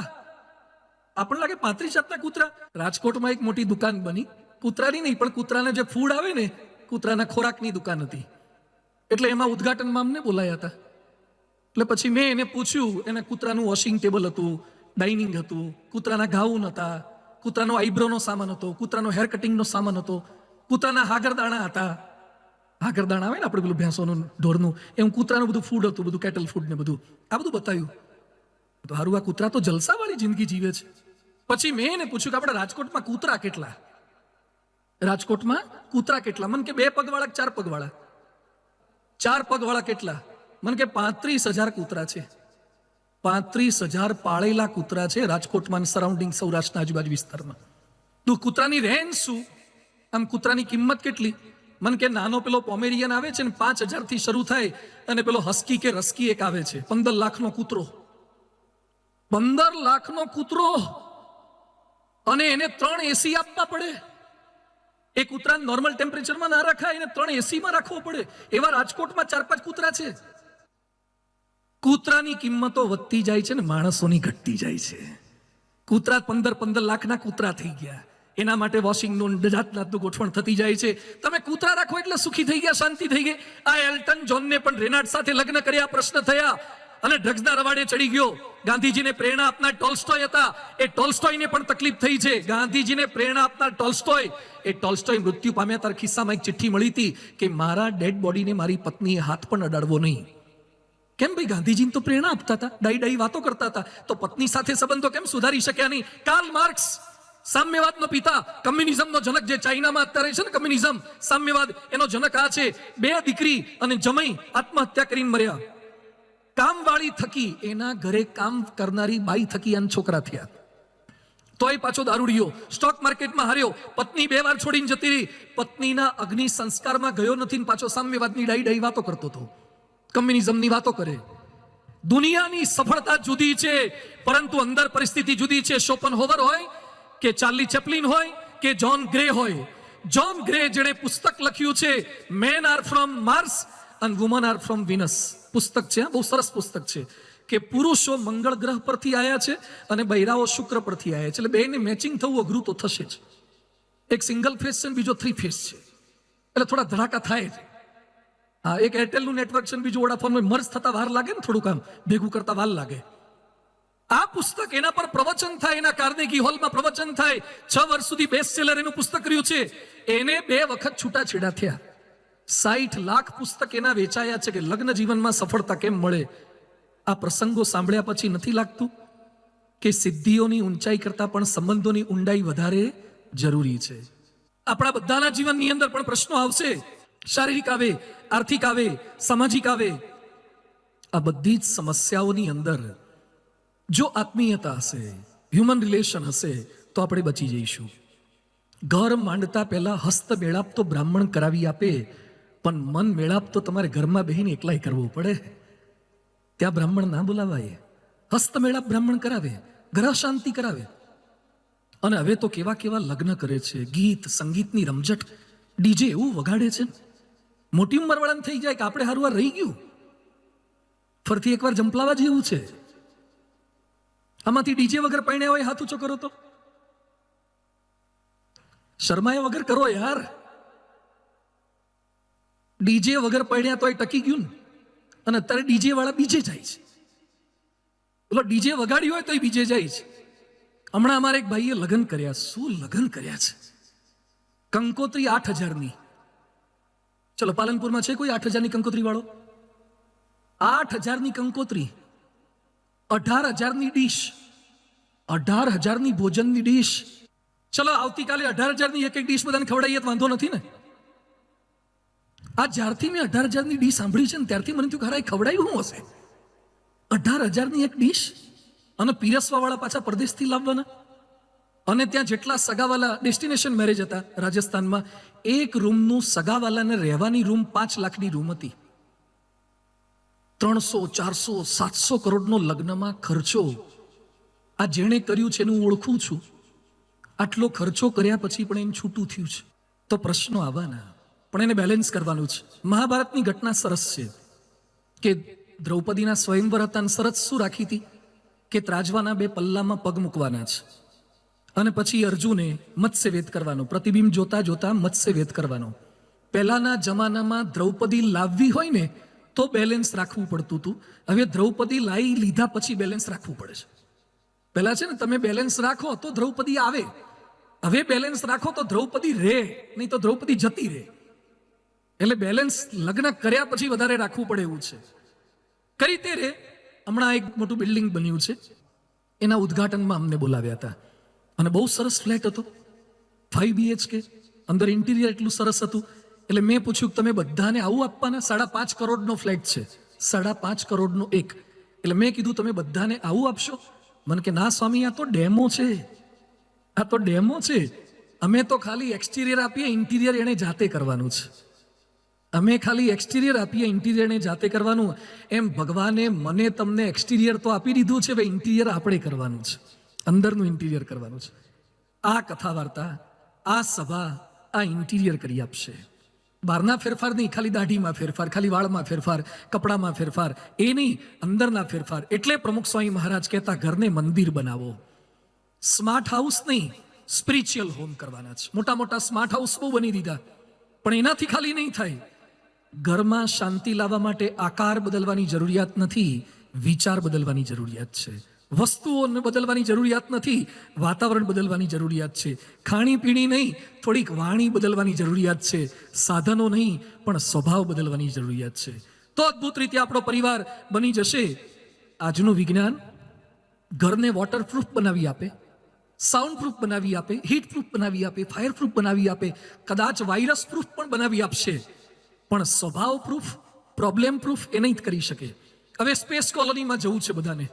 આકાશમાં સ્પેસ કોલોની બને છે અને એનું બુકિંગ થવા માંડ્યું છે. અવકાશમાં રહેવા તમારે જવું હોય તો સ્પેસ કોલોની માટે પ્રયત્નો હવે શરૂ થઈ ગયા છે. અહીંયા જે હખણા નથી રહેતા એ ઉપર શું કરવાના? હા, ઘણા અહીંયા હખણા નથી રહેતા, ભાઈ કે ઉપર જતા રહીને શાંતિ, અને તું તારો સ્વભાવ સુધાર ને. એકવાર એક ભાઈ છે ને ગામ બદલીને બીજે ગયા, ભાઈ બીજા ગામમાં જઈને પડોશીને કે ભાઈ મારે 5,000 રૂપિયા આપો ને, મને 5,000 રૂપિયા આપો ને. તે પેલો બાજુવાળો જે હતો ને પહેલેથી ત્યાં રહેતો હતો, એ કે તમે નવા નવા છો, હું તમને ઓળખતો નથી તો 5,000 અપાય છે ને? મારે તમારી ઓળખાણ નથી, તમને ઓળખતો નથી કેમ અપાય? તો પેલો ભાઈ જે માગતો તે શું બોલ્યો, એ કે હું જે જૂના ગામમાં રહેતો તો બધા મને એમ કહેતા તમે તમને સારી રીતે ઓળખીએ છીએ, તમને કશું ના અપાય. સમજાયું? એ કે જે ઓળખતા હતા એ નથી આપતા, અને જે નથી ઓળખતા એ નથી આપતા, તો આપશે કોણ? એમ અહીંયા આપણને ઓળખીતા થઈ ગયા છે, એની જોડે ફાવતું નથી. પેલા તો એલિયન જેવા છે, એની જોડે શું ફાવવાનું છે આપણને? માણસો જાત જાતના પ્રયત્ન કરે. જાપાનમાં હમાડા નામનું એક શહેર છે અને ઓસાકા એક એરિયા છે, એક્વેરિયમ છે. ત્યાં લોકોમાં કેવી માનીનતા છે કે 4 પ્રકારની માછલીઓ છે: કેલિયા, એલિયા, નાસ્તિયા અને બેલુગા. એટલે જાપાની લોકો એવું માને છે કે આ માછલી મોઢામાં પાણી ભરી અને પછી પરપોટા બોલાવે છે. નહીં, બાળકો કરતા હોય, માછલીઓ વધારે કરે, પરપોટા બોલાવે. આ પરપોટા એકવાર કોઈક જોઈ લે ને તો એને છૂટાછેડા ના થાય. આવું જાપાનીઝ લોકો માને છે. એટલે સ્પેશિયલ માછલી ઘર જોવા જાય અને ત્યાં પછી માછલી પરપોટા બોલાય એટલે પરપોટો જોઈને રાજી થાય કે હવે આપણો પરપોટો ફૂટશે નહીં, હવે આપણે પરપોટામાં વાંધો આવશે નહીં. અમે ફ્રાન્સ ગયા હતા, પેરિસમાં. તે પેરિસમાં છે ને એક નદી છે, એનું નામ છે સેન નદી. કદાચ કોઈ એફિલ ટાવર બાજુ ગયા તો સેન નદી છે. ત્યાં એક સરસ માનીનતા છે. મેં જોયું ને તો એક પુલ છે અને પુલ ઉપર તાળા લગાવેલા હતા. તાળા તમને દેખાતા હશે, તાળા દેખાય છે? આ તાળા, એટલે મેં કીધું આ તાળા શેના માટે લગાવે છે? એ કે અમારે યુરોપમાં એક માનીનતા છે કે જેને લગ્ન થયા હોય એ પતિ પત્ની બે અહીંયા આવે અને પછી તાળું મારે, અને તાળું માર્યા પછી ચાવી નીચે નદીના પાણીમાં નાખી દેવાની. અને પછી એમ મનાય છે કે અહીંયા એકવાર તાળું ફિટ કર્યું એ કર્યું, અને જેનું તાળું મજબૂત થઈ જાય પછી ચાવી નાખી દેવાની, એટલે લગ્ન પૂરા થાય જીવીએ ત્યાં સુધી આ તાળું ખુલે નહીં, લગ્નનું બંધન મજબૂત થઈ જાય. આવા હજારો તાળા. હવે જગ્યા ઓછી પડે છે. અમુક નાના મોટા તાળા હતા જેને થોડી શંકા હતી, એ તો આવડું આવડું મારતા હતા, મોટું મોટું લગાવતા હતા. અમુક તો નાનાથી ચલાવતા હતા, અને અમુકને તાળામાં વિશ્વાસ નહોતો કે તાળાનો ખર્ચો કરવા જેવો નથી. આ તાળું મારી એક ના મળે, આ તાળું રહે એવું નથી. ઘણા તાળું મારી 2 ચાવીઓ રાખતા હોય, પાછા એને પૂગી કેમનું વળવું, ગમે ત્યારે કોકના દ્વારા ખોલી લેતા હોય. એટલે અહીંયા આવી માનીનતાઓ હોય છે. પરમ પૂજ્ય પ્રમુખ સ્વામી મહારાજે 500 મુલાકાતો હોય, રોજના 80 ફોન હોય, 7 લાખ પત્રો હોય, 2.5 લાખ પધરામણીઓ હોય, 18,000 ગામડામાં હોય. બહુ વાતો સંતોએ આપણને કરી છે, પણ સાથે પ્રમુખ સ્વામી મહારાજે પૃથ્વી પરના આપણા જેવા જ એક સંત હતા. આપણી બધી જ સમસ્યાઓને જાણનારા હતા, આપણી બધી જ સમસ્યાઓને નિવારનારા સંત હતા. 95 વર્ષ સુધી નિષ્કામ ભાવે, નિસ્વાર્થ ભાવે એમણે જે કાર્ય કર્યું છે, એમના શતાબ્દી મહોત્સવે આજે આપણે આ દિશામાં થોડોક પ્રયત્ન કરવો છે. મિલે સુર મેરા તુમારા, એમના વચનોને આધારે પ્રયત્ન કરવો છે. યાદ રાખજો, સંબંધો બગાડવા માટે પૂર્ણ વિરામ મૂકવો સહેલો છે, પણ સંબંધોને સુધારવા માટે અલ્પ વિરામ લેવો ને એ થોડોક અઘરો છે. આજે થોડોક અલ્પ વિરામ લેવો છે કે પરસ્પર આપણે સંપીને કેમ રહી શકીએ. કર્ણાટકમાં બેંગ્લોરથી 500 કિલોમીટર દૂર એક ગામ છે, ધારવાડ જિલ્લાનું લોધુર ગામ. ભીમના પરિવાર દેશના સૌથી મોટા પરિવારનું એક છે. 80 પુરુષો અને 60 બહેનો, 140 સભ્યો એક ઘરમાં રહે છે. 140 સભ્યો એક ઘરમાં રહે છે. 18 વર્ષ સુધીના 30 બાળકોને યુવાનો છે. 30 બાળકો યુવાનો. ઘરમાં 2 મોટી ઘરઘંટીઓ છે, કારણ કે રોજના 140ની રસોઈ કરવાની. 4 કરોડનું દેવું થઈ ગયું તો છતાં પાછા બધા ટકી ગયા. એના પર ડિરેક્ટર કેતન મહેતાએ તો ફિલ્મ બનાવી છે. સંપીને રહે છે. એક છોકરો મને મળ્યો, 5 BHK નો ફ્લેટ છે. મને કે સ્વામી, અમારા ઘરમાં બધા એકબીજા સાથે વોટ્સએપથી વાતો કરીએ છીએ, 4 જ સભ્યો છે. બધું વોટ્સએપથી વાતો કેમ કરો? મને કે હામે આવે ને બબાલ બહુ થાય છે, વોટ્સએપથી વાતો કરીએ છીએ. આ લોકો 140 જણા એક રસોડે જમે છે. હમણાં એક છોકરો મને મળવા આવ્યો, સગાઈ કરવા માટે જોવા ગયો તો, એટલે મને રિપોર્ટ આપવા માટે આવ્યો. બધું કેવું થયું, ગોઠવાયું? મને કે સ્વામી, એના મમ્મી પપ્પા બધાએ સરસ વાતો કરી. પછી મને કે તમે 2 જણા એકલા બેસો ને વાતચીત કરો, તમારા વિચાર શેર કરો, તો સાથે રહેવાનું છે એટલે ખબર પડે ફ્રીક્વન્સી સેટ થાય છે કે નહીં. તો બધું શું થયું? મને કે છોકરીએ મને પહેલો જ પ્રશ્ન પૂછ્યો, તારા ઘરમાં ડસ્ટબિન કેટલી છે? શું પૂછ્યું છોકરીએ? તારા ઘરમાં કચરા પેટી કેટલી છે? એટલે હું તો મૂંઝાઈ ગયો, કચરા પેટીનો આવો પ્રશ્ન પૂછાય સગાઈ કરતા પહેલા? પણ તોય મેં હિંમત કરીને કીધું કે કચરા પેટી છે ને પછી કોર્પોરેશન વાળા સિટી મારીને આવે છે, લઈ જાય છે. કચરા પેટી મોટી લઈને આવે છે. તો પેલી છોકરી મને કે વાય યુ કાન્ટ અન્ડરસ્ટેન્ડ, કેમ સમજતો નથી? આ કચરા પેટીની વાત નથી, તારા ઘરમાં મોટી ઉંમરની બાઈઓ કેટલી છે? તારા ઘરમાં મોટી ઉંમરની બાઈઓ કેટલી? એટલે 2 ઘડી તો હું શોકિંગ થઈ ગયો. પછી મારે કહેવું પડ્યું કે મારી મમ્મી છે, મારા દાદીમાં છે, મારી ફોઈ ક્યારેક આવે છે, એ કે જે ઘરમાં 3 કચરા પેટી હોય એ ઘરમાં મને નહીં ફાવે, ના પાડી દીધી. હવે આ જમાના થતા જાય છે ભણેલામાં. બાઈઓને, આપણા ઘરના મોટી ઉંમરના સભ્યોને ડસ્ટબિન ગણે છે. તમે કોની સાથે ફ્રીક્વન્સી સેટ કરી શકવાના? કમનસીબી એ છે કે આપણે પદ, પૈસો, પ્રતિષ્ઠા એના માટે પ્રયત્ન કરી શક્યા, પણ બીજી વ્યક્તિ સાથે સેટ નથી થઈ શકતા. થોડુંક અઘરું છે, હું બોલું છું એટલું સહેલું નથી. એકવાર એક ભાઈએ ભગવાનને કીધું, ભગવાન, લોકો એમ કહે છે કે સ્વર્ગમાં સુખ બહુ છે, નીચે તકલીફ બહુ છે, તો સ્વર્ગ સુધી એક રોડ બનાવી દો ને, તો પાલનપુરમાં તકલીફ પડે, મંદી આવે, વાયરસ આવે, સીધું સ્વર્ગમાં જતું રહેવાય. તો સ્વર્ગ સુધી એક રોડ કરી દો, એક સરસ હાઈવે બનાવી આપો. તો ભગવાન કે એમ તો કઈ થતું હશે સ્વર્ગ સુધી રોડ? એટલે તો સ્વર્ગ સુધી રોડ કરવો એટલે એમને ના થાય, બીજું કંઈક માગી લે. તો એક કામ કરો ને કે ભગવાન, મારી પત્ની, મારી સાસુ, મારા પપ્પા બધા જ મારું કયું કરે એવું થાય. ભગવાન કે બોલ, સ્વર્ગ સુધી સિંગલ કરવો છે કે ડબલ કરવો છે? બોલો. ભગવાને સમજી ગયા કે પેલા પડવા જેવું, આ માથાકૂટ ના કરાય, પેલું ટેન્ડર વહેલું પાસ થઈ જશે. અઘરું છે, પણ પ્રયત્ન આપણે કરવાનો છે. આજે થોડાક એ કોન્સેપ્ટને લઈને આપણે આવ્યા છીએ, એ વાતોને આપણે સમજવી છે. બર્નિંગ પ્રોબ્લેમ છે, પણ ફેમિલીને એક કરવા માટે કયા કયા મુદ્દા સમજવાના? 6 ટોપિક પર થોડીક વાત કરવી છે. એમાં પહેલું છે લવ ફોર ફેમિલી. તમારા પરિવારને તમે પ્રેમ કરતા થાવ. સ્ટીફન કવિ પાસે એક વ્યક્તિ ગયા, જેને 7 habits of highly effective people પુસ્તક લખ્યું છે. એને પૂછ્યું કે મારે ને મારી પત્ની એકબીજાને ચાહતા નથી, અંદર અંદર પ્રેમ નથી રહ્યો, તો શું કરવું? તો કે પ્રેમ કરો. એ કે પણ પ્રેમ નથી એટલે જ કહું છું કરો. તો પણ બિલકુલ ભાવના જ નથી તોય કરો. એ કે પ્રેમ કરતા છે, પ્રેમ ક્રિયાપદ છે, પ્રેમ કર્મ છે, અને પ્રેમ જ ફળ છે. પ્રયત્ન કરો તો થશે. અત્યારે સાયન્સ પણ સ્વીકારે છે. ઉટાની એક યુનિવર્સિટી છે, એણે કીધું કે એકલવાયાપણું, તમે એકલા ફરતા હોય ને ખવરિયા કૂતરાની જેમ, અડકાયા કૂતરાની જેમ એકલા ફરી ને, ઘણા કોઈ જોડે મેચ જ ન થાય. અમુક છે ને હરગવાની હિંગો હોય, કોઈ શાકમાં સેટ જ ન થાય. હરગવાની સિંગો હોય ને, ખબર છે ને, સિંગ એકલી જ ફાવે, એને બીજા શાકમાં સેટ ન થાય. એમ અમુક સરગવાની સિંગ જેવા હોય છે, બીજા જોડે મેચ ના થઈ શકે.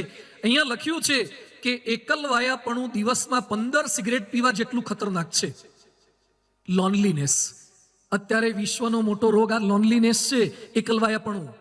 હવે બીજું યાદ રાખજો, દુનિયાના લોકોને તમે બુદ્ધિશાળી છો, રૂપાળા છો, ધનવાન છો, શક્તિવાળી છો એટલે ગમો છો, પણ તમારા પરિવારને તમે એમના છો ને એટલે ગમો છો. તમે રૂપાળા ન પણ હો, તમે બુદ્ધિશાળી ન પણ હો, તમે શક્તિશાળી ન પણ હો, તો પણ તમે ગમો છો, કારણ કે એમના છો. એટલે એની વચ્ચે પ્રેમ, એની સાથે રમવું, જમવું. 30 વર્ષના અનુભવ પછી અમેરિકાના ડોક્ટર વિલિયમ નેગલરનું પુસ્તક છે the dirty half dozen, 6 radical rules to makes relationship last. એમાં લખ્યું છે કે 24 કલાકમાં 24 મિનિટ તો તમારા પરિવાર સાથે ફાળવો, એને પ્રેમ કરો. અને પ્રેમ હશે તો કષ્ટ કોઈ લાગશે નહીં. સીતાને 14 વર્ષનો વનવાસ આવ્યો, રાવણને ત્યાં વર્ષ રહેવું પડ્યું. પાછા આવ્યા પછી સગર્ભાવસ્થામાં રામે કાઢી મૂક્યા, કારણ કે રામ તો મર્યાદા પુરુષોત્તમ હતા. સીતાએ ફરથી મૃત્યુ સમયે પ્રાર્થના શું કરી? ભૂયો યથા મે જનનાંતરેપી ત્વમેવ ભર્તા ન ચ વિપ્રયોગ. હે ભગવાન, જો મને નવો જન્મ મળે તો જન્મો જન્મ રામ જ મારા પતિ થજો. આજકાલની સીતાને જો આટલું વીત્યું હોય તો ફરથી આની જોડે આવે? મોઢું ન બતાવતો તારું, કોઈ દાડો પાછી આવે નહીં. આ તો 7 જન્મ સુધી રામ જ મારા પતિ થાય. અહીંયા બેઠેલાને મારો એક પ્રશ્ન છે કે આવતી વખતે ફરતી પૃથ્વી પર જન્મ લેવાનો થાય, આવા જેવું છે આમાં? કેટલાને પાછા આવવું છે આમ? બાકીના બધા ત્રાસી ગયા લાગે છે. ફરતી આવવાનું થાય તો તમે આ જ પરિવાર સિલેક્ટ કરો ખરા?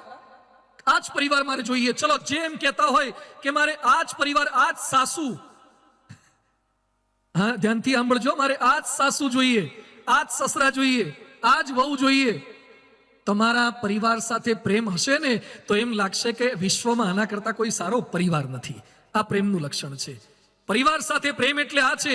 ગમે તેવા પ્રશ્નો આવે, રાષ્ટ્ર પ્રમુખ ઓબામા એમ બોલ્યા કે હું જ્યારે મૃત્યુ પામીશ, છેલ્લો શ્વાસ લઈ રહ્યો હોઈશ, ત્યારે મારું કોઈ ભાષણ, મારું કોઈ પ્રવચન, મારો કાયદો, મારી સહી કરેલી પેન મને યાદ નહીં આવે, પણ મારા પરિવાર સાથે વિતાવેલી ક્ષણો મને યાદ આવશે.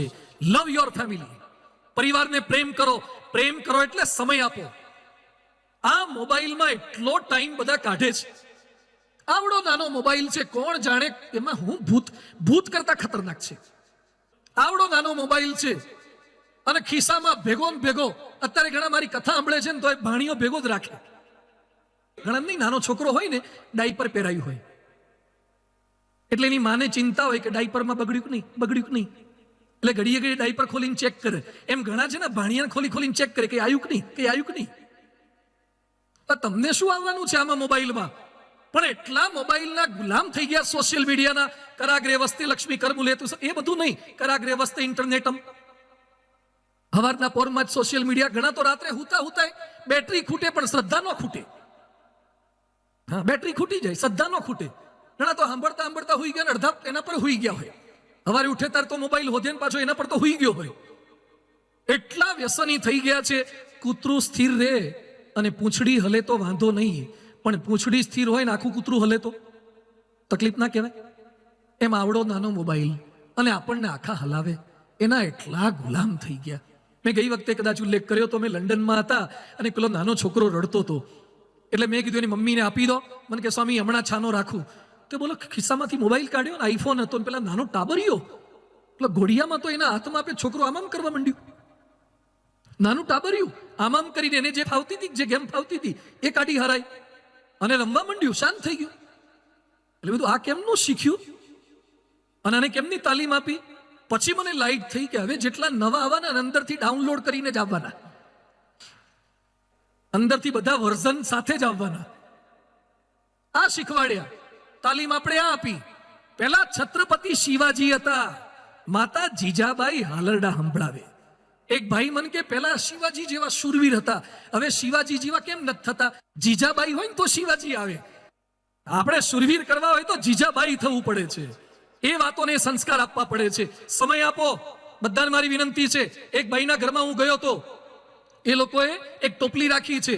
ઘરમાં પતિ, પત્ની, પરિવારના સભ્યો ખાતા પહેલા બધાએ પોતાના મોબાઈલ મૂકી દેવાના, પછી જ જમવા બેસવાનું. ઘણાના ઘરમાં હું જોઉં છું, એક હાથમાં ખાતા હોય, એક હાથે ખાતા જઈને પાછા આમ જોતા જ હોય. એટલે તારા આટલો મોટો વહીવટ છે? પેલા ખાઈ તો લે હરખી રીતે.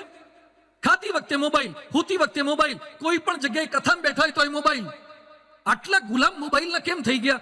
એક ફોન નહોતો તો એ ચાલતું હતું. એક સોફા પર પરિવારના 5 સભ્યો બેઠા હોય, 5 ઓનલાઈન હોય. અને જે જાજા ઓનલાઈન રહે ને એ લગભગ આઉટલાઈન જાય. એકલા જે ઘણા લોકો છે ને એકલા હસતા હોય. કોઈક એકલો હસતો હોય તો સમજવાનું કે ક્યાંક કનેક્ટ થયો લાગે છે. કોઈક એકલો એ મલકાતો હોય તો સમજવાનું કે ક્યાંક કનેક્ટ થયો લાગે, અથવા તો ડિસ્કનેક્ટ થયું લાગે છે. બેમાંથી એક હોય. એટલા મોબાઈલમાં. હમણાં હું બોમ્બે જતો હતો, પેલી દુરંતો ટ્રેન હતી. રાત્રે 11:30 બેઠા હતા તો એક દાદા અમારી સામેની બર્થ ઉપર સૂતા હતા. લગભગ 75-80 વર્ષના. તમે થોડો પરિચય કર્યો. પછી બધું હવે તો દાદરે ઉતરવાનું છે, સવારે 6-6:30 ઉતરવાનું સેન્ટ્રલ કે દાદર સુઈ જઈએ. હું જોતો તો દાદા કરે છે હું, તે દાદાએ હેન્ડસ્ફ્રી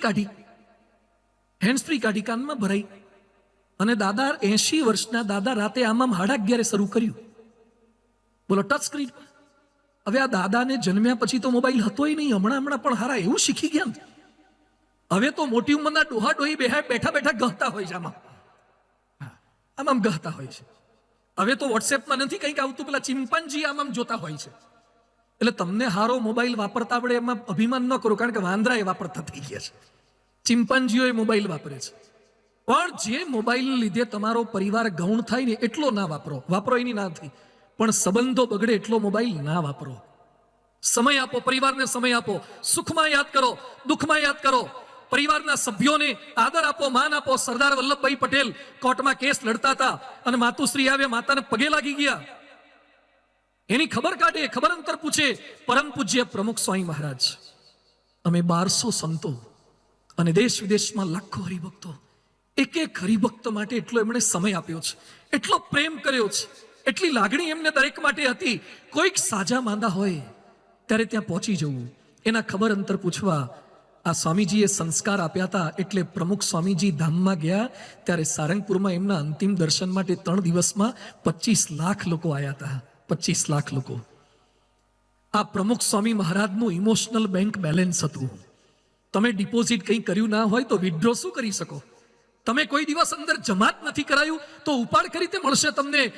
બીજું છે લોયલ વિથ ફેમિલી, પરિવારને વફાદાર રહો. એકવાર માછલીના બચ્ચાએ એની મમ્મીને પૂછ્યું કે મમ્મી, આપણે પાણીમાં રહેવાનું, પાણીમાં જ સ્કૂલ, પાણીમાં જ લગ્ન, પાણીમાં જ ફરવાનું, અને માણસો બધા જમીન પર કેમ રહે? માછલીએ જવાબ શું આપ્યો કે જે ફિશ હોય પાણીમાં રહે ને સેલ્ફિશ હોય જમીન પર રહે. જે સ્વાર્થી હોય, થોડાક સ્વાર્થ માટે ગમે ત્યારે ગમે તેને દગો લઈ શકે, એનું નામ માણસ છે. પણ આજે મારે વાત એ કરવી છે કે સાપ ગમે તેટલી જગ્યાએ વાંકો ચાલે પણ દરમાં તો સીધા થવું પડે. એમ બહાર ગમે તેટલા કદાચ દોષો, સ્વભાવ, પ્રકૃતિ આપણા છતાં થઈ જતા હોય, પણ પરિવારના સભ્યોને વફાદાર રહેજો. વફાદારી એટલે ખોટું બોલાય નહીં, પણ આપણને અંગ્રેજી સિસ્ટમે તાલીમ જ ખોટી આપી. નાના હતા તાર છોકરાઓને કવિતા કઈ શીખવાડી? Johnny Johnny what papa, eating sugar no papa, open your mouth. મોઢું ખોલ્યું તો અંદર ખાંડ હતી અને ટેલિંગ લાઈ, ખોટું બોલતો હતો. પહેલેથી છોકરાઓને ખાંડ ખાવાની પણ બાપ આગળ ખોટું બોલવાની કવિતાઓ શીખવાડી, એટલે મોટા થઈને ખાંડ ખવડાવે ને. તાલીમ જ આપણી આ થઈ.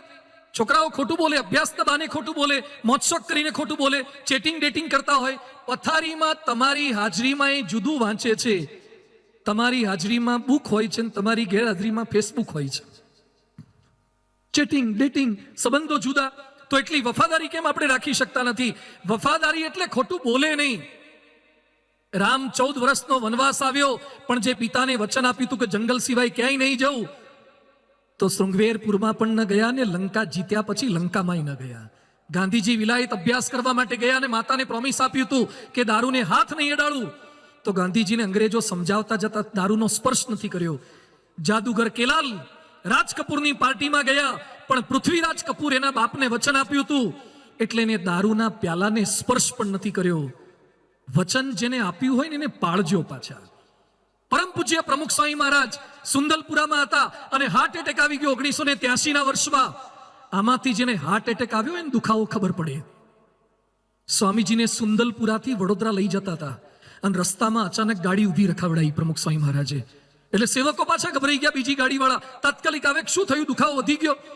પ્રમુખ સ્વામીજી તૂટતા અવાજે, તૂટતા શબ્દોમાં શું બોલ્યા કે આણંદવાળા ડાયાભાઈ ગજ્જરના ત્યાં પારાયણમાં જવાનું આપણે કીધું છે, પણ મને હાર્ટ એટેકનો દુખાવો થયો છે, મને તાત્કાલિક તમે ડૉક્ટર પાસે લઈ જાઓ છો, તો હું પારાયણમાં નથી આવી શકતો, તો મારા બદલે માફી માગજો અને કોઈ બીજા પારાયણમાં તૈયાર ત્યાં જઈ આવજો. આને વફાદારી કહેવાય. એકવાર જેને વચન આપ્યું હોય એને કોઈ પણ ભોગે એને સાચવવાની વૃત્તિ છે. પરિવારને પૂછ્યા વગર નિર્ણય નથી લેવાનો. વનવાસનો સરસ પ્રસંગ આવે છે પાંડવોનો. પાંડવો જંગલમાંથી પસાર થતા હતા અને બધા સૂતા હતા. ત્યાં પેલો ચોકી કરવા માટે ભીમ જાગ્રત હતો અને ત્યાં એક બાઈ આવી, હિડીમ્બાઈનું નામ. અને હિડીમ્બાઈ ભીમને જોયો એટલે ભીમ ગમી ગયો. એટલે હિડીમ્બા કહે છે કે તું મને ગમે છે તો આપણા બેનું ગોઠવાઈ જાય સારું, આમેથી પ્રપોઝલ. એટલે ભીમ કે હજુ તો આપણે પહેલી વાર મળ્યા છીએ અને તું મને પ્રપોઝલ આપી દે છે લગ્નનું. તું એ દેખાવમાં તો હારી જ લાગે છે, પણ મારાથી મારા પરિવારના સભ્યોને પૂછ્યા વગર કશું કરાશે નહીં. આ આપણને શીખવાડ્યું છે વફાદારી એટલે. હમણાં એક ભાઈ મને મળ્યા, મને કે સ્વામી મારા ઘરેથી મારી દીકરી કોલેજની પરીક્ષા આપવા જવું છે એમ કહીને ભાગી ગઈ. અને થોડાક સમય પછી ઘરમાં લેટર આવ્યો. લેટર શું આવ્યો કે મેં લવ મેરેજ કરી લીધા છે, કોર્ટ મેરેજનું કાગળિયું આવ્યું. મને કે 20 વર્ષ એને મોટી કરી અને લેશ માત્ર વિચાર ન આવ્યો એને આટલો દગો કરી દેવાનો. મુંબઈના એક હીરાના વેપારી, જેટલા વેપારી છે ધ્યાનથી સાંભળજો, થોડાક મહિના પહેલા મંદિરમાં આવ્યા હતા. કેમ્પસમાં 2-3 દિવસ ફરતા દેખાયા. મેં બોલાયા, પૂછ્યું તું કેમ કામે આવવાનું થયું તું? તો રડવા માંડ્યા. ઓફિસમાં બોલાયા, તું શું તકલીફ છે? મને કે સ્વામી મારી દીકરી બોમ્બેમાં ભણતી હતી, કોઈકે મને કીધું કે ગુજરાત સંસ્કારી રાજ્ય છે એટલે ગુજરાતમાં ભણવા મૂકો. એટલે મેં ગુજરાતમાં 11-12માં મૂકી. એમાં એને 11મા ધોરણમાં એની સ્કૂલના શિક્ષક સાથે પ્રેમ થઈ ગયો. 11મા ધોરણમાં ભણતી છોકરીને એનાથી 15 વર્ષ મોટા સ્કૂલના શિક્ષક સાથે પ્રેમ થઈ ગયો. એટલે મેં ઉઠાઈ લીધી, પાછી બોમ્બે લીધી. 12મું ત્યાં પૂરું કરાયું, કોલેજ પૂરી કરી અને બીકોમ પૂરું થયું ત્યારે ભાગી ગઈ છે. તપાસ કરતા ખબર પડી કે શિક્ષક સાથે લગ્ન કરી લીધા છે. એ શિક્ષકના બીજા લગ્ન છે. બહુ જ રડ્યા. મને કે સ્વામી મને મળવાની ના પાડે છે. એટલે મેં કમિશનર ગેહલોત સાહેબ હતા, એને વિનંતી કરી. 5 કલાક સુધી આ પતિ પત્ની એની સગી એકની એક દીકરીની સામે બેઠા છે. 5 કલાક રડ્યા છે. એ છોકરીની આંખમાંથી આંસુનું એક ટીપું પડ્યું નથી. મને કે સ્વામી બોમ્બેમાં મારો કરોડોનો બંગલો છે, હીરાનો મોટો વેપારી છું, દીકરીને 21 દેશમાં ફેરવી છે, વાઈફાઈ વાળી રૂમ છે, લેપટોપ છે, સારી ગાડી છે, આટલું આપ્યું, પણ છતાં મારી દીકરી અમને દગો કેમ દીધો? તમે એને બધે લઈ ગયા પણ હાથ પકડીને ક્યારે મંદિરે નહોતા લઈ ગયા કે પાલનપુરની પારાયણમાં નહોતા લાયા એટલે તકલીફ થઈ છે. કોઈ દિવસ સંતોની કથા નહીં સંભળાઈ એટલે આ તકલીફ થઈ છે. વફાદારી આ છે. પોતાના મા બાપને દગો કેમ દઈ શકાય? પોતાની પત્નીને દગો કેમ દઈ શકાય? હમણાં થોડાક મહિનાથી મને અમદાવાદથી એક બાળકનો ફોન આવે છે. ધ્યાનથી સાંભળજો શું ઘટનાઓ સમાજમાં બની રહી છે. એક નાનકડો છોકરો, હું ઓળખું નહીં એને, અને કાલી ગલી ભાષા બોલે. મને કે સ્વામી પપ્પા ઘરે નથી આવતા, કંઈક કરો ને. હું એને ઓળખું નહીં, પપ્પા ઘરે નથી આવતા, અમદાવાદમાંથી બોલે. મારે કઈ રીતેનો સંપર્ક કરો? કીધું પપ્પા ઘરે કેમ નથી આવતા? મને કે મમ્મી સાથે બગડ્યું છે એટલે ઘરે નથી આવતા. પછી મેં તારા ઘરમાં બીજું કોઈ મોટું છે પુરુષ સભ્ય તો મને વાત સમજાવે. એના દાદાએ ફોન હાથમાં લીધો. એના બાપ 70 વર્ષના મારી આગળ રડતા રડતા બોલ્યા, મને કે સ્વામી મારો દીકરો 1 મહિનાથી ઓફિસેથી ઘરે નથી આવ્યો. તું કેમ નથી આવતા? મને કે ઓફિસમાં એની સાથે એક બાઈ કામ કરે, એની સાથે લફરું થયું છે એટલે ઘરવાળી ગમતી નથી, હવે બહાર જ ફર્યા કરે છે. બાપ રડે છે, પેલી બાઈ રડે છે, આ નાનકડો બાળક રડે છે. હું હમણાં જ અમદાવાદ મીટિંગ માટે ગયો તો એ છોકરાને મેં બોલાયો, એની સાથે અડધો કલાક બેઠો. તો તને ભાન પડે છે યાર? તો લગ્ન શેના માટે કર્યા? આ નાના છોકરાનો ઉછેર શેના માટે કરે છે? મને કે આ છે એના કરતા પેલી થોડી હોશિયાર લાગે છે. તો એના કરતા ત્રીજી હોશિયાર આવશે, એના કરતા ચોથી હોશિયાર આવશે. યાદ રાખો, દુનિયામાં તમારા પત્ની કરતા ને પતિ કરતા રૂપાળા આવવાના, તમારા પતિ કરતા ને પત્ની કરતા ધનવાન આવવાના, તમારા પતિને પત્ની કરતા વધારે સમજદાર આવવાના. પણ જેની સાથે અગ્નિની સાક્ષીએ લગ્ન કર્યા એને છેલ્લા શ્વાસ સુધી ના છોડવા, એનું નામ મિલે સુર મેરા તુમારા છે. વફાદારી એટલે આ છે. આ જીવનની અંદર હોવી જોઈએ. પોતાના મા બાપને સાચવી શકતા નથી. હમણાં જ મને મંદિરે મળવા માટે એક દાદા આવ્યા હતા. મને કે સ્વામી દર 2 મહિને એક દિવસ મંદિરમાં ખવડાવશો? દર 2 મહિને એક દિવસ મંદિરમાં ખવડાવશો? દાદા કેમ આવું બોલો છો? મને કે 2 દીકરા છે, 15 દિવસના વારા પાડ્યા છે, એટલે 30 દિવસનો મહિનો હોય ત્યારે તકલીફ નથી પડતી, પણ 31 દિવસનો મહિનો હોય ત્યારે 2 માંથી એકય ખવડાવતા નથી. કઈ દિશામાં આપણે ગયા? સગા બાપને 1 દિવસ વધારે ખવડાવી ના શકીએ? આ કયા પ્રકારની આપણી બેવફાઈ છે? તો આપણા પરિવારમાં જે દુરિયા છે એ દુરિયા મિટાવવાની છે. જે પરિવારની અંદર જે ડિસ્ટન્સ થઈ ગયા છે, અહીંયા બેઠેલા બધાને મારી વિનંતી છે, ભેગા રહો, સ્વભાવ દેખાશે, મતભેદ થશે, મનભેદ થશે, એલર્જી થશે, આ થવા દેવાની, પણ એને મિટાવવાની. તમારી પત્ની સાથે બોલવાનું થયું હોય એટલે ડિસ્ટન્સ વધે, સાસુ વહુને ડિસ્ટન્સ વધે, પણ એ ડિસ્ટન્સ ઓછું કરતા જવાનું. એ દુરિયા મિટાવવાની છે. ત્રીજો પ્રિન્સિપલ છે કેર ફોર ફેમિલી. પરિવારની સંભાળ રહીએ. આમાંથી જેને સાયકલ ચલાવતા આવડતી હોય હાથ ઊંચો કરો તો. સરસ, બધા જ છે. જેને જન્મથી આવડતી હોય હાથ ઊંચો કરો. સીધા આઈને સીધા ઉપર ચડી બેઠા હોય. શીખવાડી, કોકે શીખવાડી, કોકે પાછળ કેરિયર પકડીને શીખવાડી, કોકે પેડલ મારતા શીખવાડ્યું. ઘણા આગળ જોવા જાય પેડલ બંધ થઈ જતા હતા, અને પેડલ મારવા જાય તો આગળ દેખાતું નહોતું. ઘણા ચડવા માટે ટેકરો જોઈએ અને ઉતરવા માટે ઢેફું જોઈએ, તારે ચડી બેસતા હતા. આપણને કોકે સાયકલ શીખવાડી, આપણને કોકે લખતા શીખવાડ્યું. અનેક લોકોનો આભાર છે. તો જેણે આપણને મદદ કર્યું છે એને ક્યારે ભૂલીએ નહીં. Care for family. આપણા પરિવારના સભ્યોને કેમ મદદ ન કરી શકીએ, એની સેવા કેમ ન કરી શકીએ? આપણને ગમતા નથી ઘણા. એક યુવક મને મળ્યો, મને કે સ્વામી પ્રાર્થના કરો ને, મારા લગ્ન છે. તો લગ્ન માટે જ પ્રાર્થના કરશું, પણ કે એમ નહીં, મારા લગ્ન નજીક છે, 15 દિવસ બાકી છે, દાદીમાં બીમાર છે અને સિરિયસ છે, અને જવું કે ના જવું, single phase, triple face, single triple એવું થયા કરે છે. અને જો માજી ઉપડી ગયા તો રિસેપ્શન બગાડશે, ડીજે બગાડશે, મિષ્ટાન બગાડશે, હલ્દી રસમ બગાડશે. એટલે માજી ટકી જાય એવું કરો. બધું ભગવાનને પ્રાર્થના કરીએ. અમે તો અભિષેક કર્યો, સંતો તો પ્રાર્થના કરે, પછી કરતા કરતા તો ભગવાન છે. પછી પાછું થોડાક વખત પછી પાછો મળ્યો, એ બધું કેમ છે લગન? મને કે સુખ શાંતિથી પતી ગયા, કોઈ વાંધો ના આવ્યો. બધું હવે કેવું છે? મને કે સ્વામી પ્રાર્થના કરો ને, 15 દાડાની વાત હતી, 1.5 મહિનો થયો, હવે જવાનું નામ લેતા નથી. ટકી ગયા કે વધારે પડતું ટકી ગયા? આપણને ઘરમાં કોઈ ખંટાતા નથી, વધારે રહે છે, એ તકલીફ છે. તો પરિવારની સેવા, પરિવારની સંભાવના કરવાની છે, એની માગણીની સંભાળ. પરમ પૂજ્ય પ્રમુખ સ્વામી મહારાજે ઇન્દોર IIM ના ડાયરેક્ટર રવિચંદ્રન સાહેબ આવ્યા, એમને કીધું સાહેબ આરામ કરીને જજો. પછી કે છે તમને તો આરામ મળશે, પણ તમારા ડ્રાઈવરને પણ આરામ મળી જાય, એટલે તમે આરામ કરીને જજો. ઇન્દોર IIM ના ડાયરેક્ટર બોલ્યા, this is what we do not teach to IIM to care for people. અમે બીજું શીખવાડીએ છીએ, પણ માણસોની સંભાળ રાખવાનું તો પ્રમુખ સ્વામી મહારાજ પાસેથી શીખવા મળ્યું છે. સંભાળ એટલે આ છે, એની માગણીની સંભાળ, એની લાગણીની સંભાળ. આંસુઓના પડે પ્રતિબિંબ એવા દર્પણ ક્યાં છે, અને કહ્યા વિના સમજે એવા સગપણ ક્યાં છે? કહ્યા વગર સમજી જાય. એક ભાઈ ભાદરામાં એના દીકરાને લઈને પ્રમુખ સ્વામી મહારાજ પાસે આવ્યા અને કે સ્વામીજી એને ભણાવો છે, આશીર્વાદ આપો, ડોક્ટર બનાવવો છે. સ્વામી કે પહેલા એને પૂછો જ ખરા કે એને શું બનવું છે? એ કે ના, કે મારે કોઈ પણ ભોગે ડોક્ટર બનાવો જ છે. સ્વામી કે એને પૂછો તો ખરા. સ્વામી કે તારે શું થવું છે? એ કે બાપા મારે એન્જિનિયર થવું છે. સ્વામી કે આગ્રહ ન કરો એને ડોક્ટર કરવાનો, એન્જિનિયર કરો. આપણે બધા છે ને ફ્રેમ ફિટ જ રાખીએ છીએ અને ફોટા કાપ કરીએ છીએ. ફ્રેમ ફોટા પ્રમાણે બનાવાય. ઘણા પોતાની ફ્રેમમાં પત્નીને ફિટ કરે, દીકરાને ફિટ કરે, એ રીતે સેટ કરે છે. સુરતના એક ભાઈએ મોટો બંગલો લીધો, પત્નીને ગમ્યું નહીં, એટલે પ્રમુખ સ્વામી મહારાજ પાસે આવ્યા અને કે સ્વામી આટલો મોટો બંગલો લીધો, સારો બંગલો લીધો, તો એ પત્નીને ફાવતું નથી, હવે ઘર બદલવાની વાત કરે છે. સ્વામી કે નથી ફાવતું, બદલી નાખો ને. તો પેલા ભાઈ કે સ્વામી એ જ એરિયામાં બીજો સારો છે, ત્યાં લઈ લઉં. સ્વામી કે બીજો સારો લો, પણ પેલા એને બતાવીને લેજો. રહેવાનું જાજુ એને જ, એને બતાવી લો એને ગમે છે કે નહીં. જો આ કેર છે, સંભાળ છે, લાગણી છે, આપણે એ નથી કરી શકતા.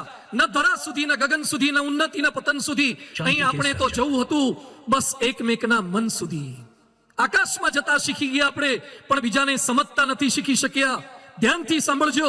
એક હીરાના વેપારીનું મૃત્યુ થયું, હીરાનો કારીગર, એનું મોત થયું. એની પત્નીને બાળક 2 જ હતા. એની પત્નીએ તપાસ કરી તો ઘરમાંથી એક પડીકું મળ્યું. પડીકું ખોલ્યું તો હીરા દેખાયા. એટલે પત્નીને એમ થયું કે હવે ઘર ચલાવવા માટે પૈસા તો જોઈશે. પતિ તો મરી ગયા, હું તો હીરા ઘસી શકું એમ નથી, તો આ હીરા વેચી નાખીએ તો ઘર ચાલે, છોકરા ભણે. એટલે એનો ભાઈ પણ હીરા જ ઘસતો હતો. એટલે એને બોલાયા કે ભાઈ મારા પતિ તો ગુજરી ગયા છે, પણ હીરાનું એક પડીકું ઘરમાંથી હાથ આવ્યું છે ને મોટું પડીકું છે, તો તું હીરાનો વેપાર કરે છે તો આટલા મને વેચી આપ ને પૈસા આપ, તો એમાંથી મારું ઘર ચાલે. પેલા ભાઈએ હીરાનું પડીકું ખોલીને જોયું, પછી મલકાયો, પછી બંધ કરીને પાછું આપી દીધું ને કહે છે બેન હીરા રાખ તારી પાસે, વેચવા નથી, હું બેઠો છું ને, ભાણિયાને ભણવાની જવાબદારી મારી છે, તું ચિંતા ના કરીશ.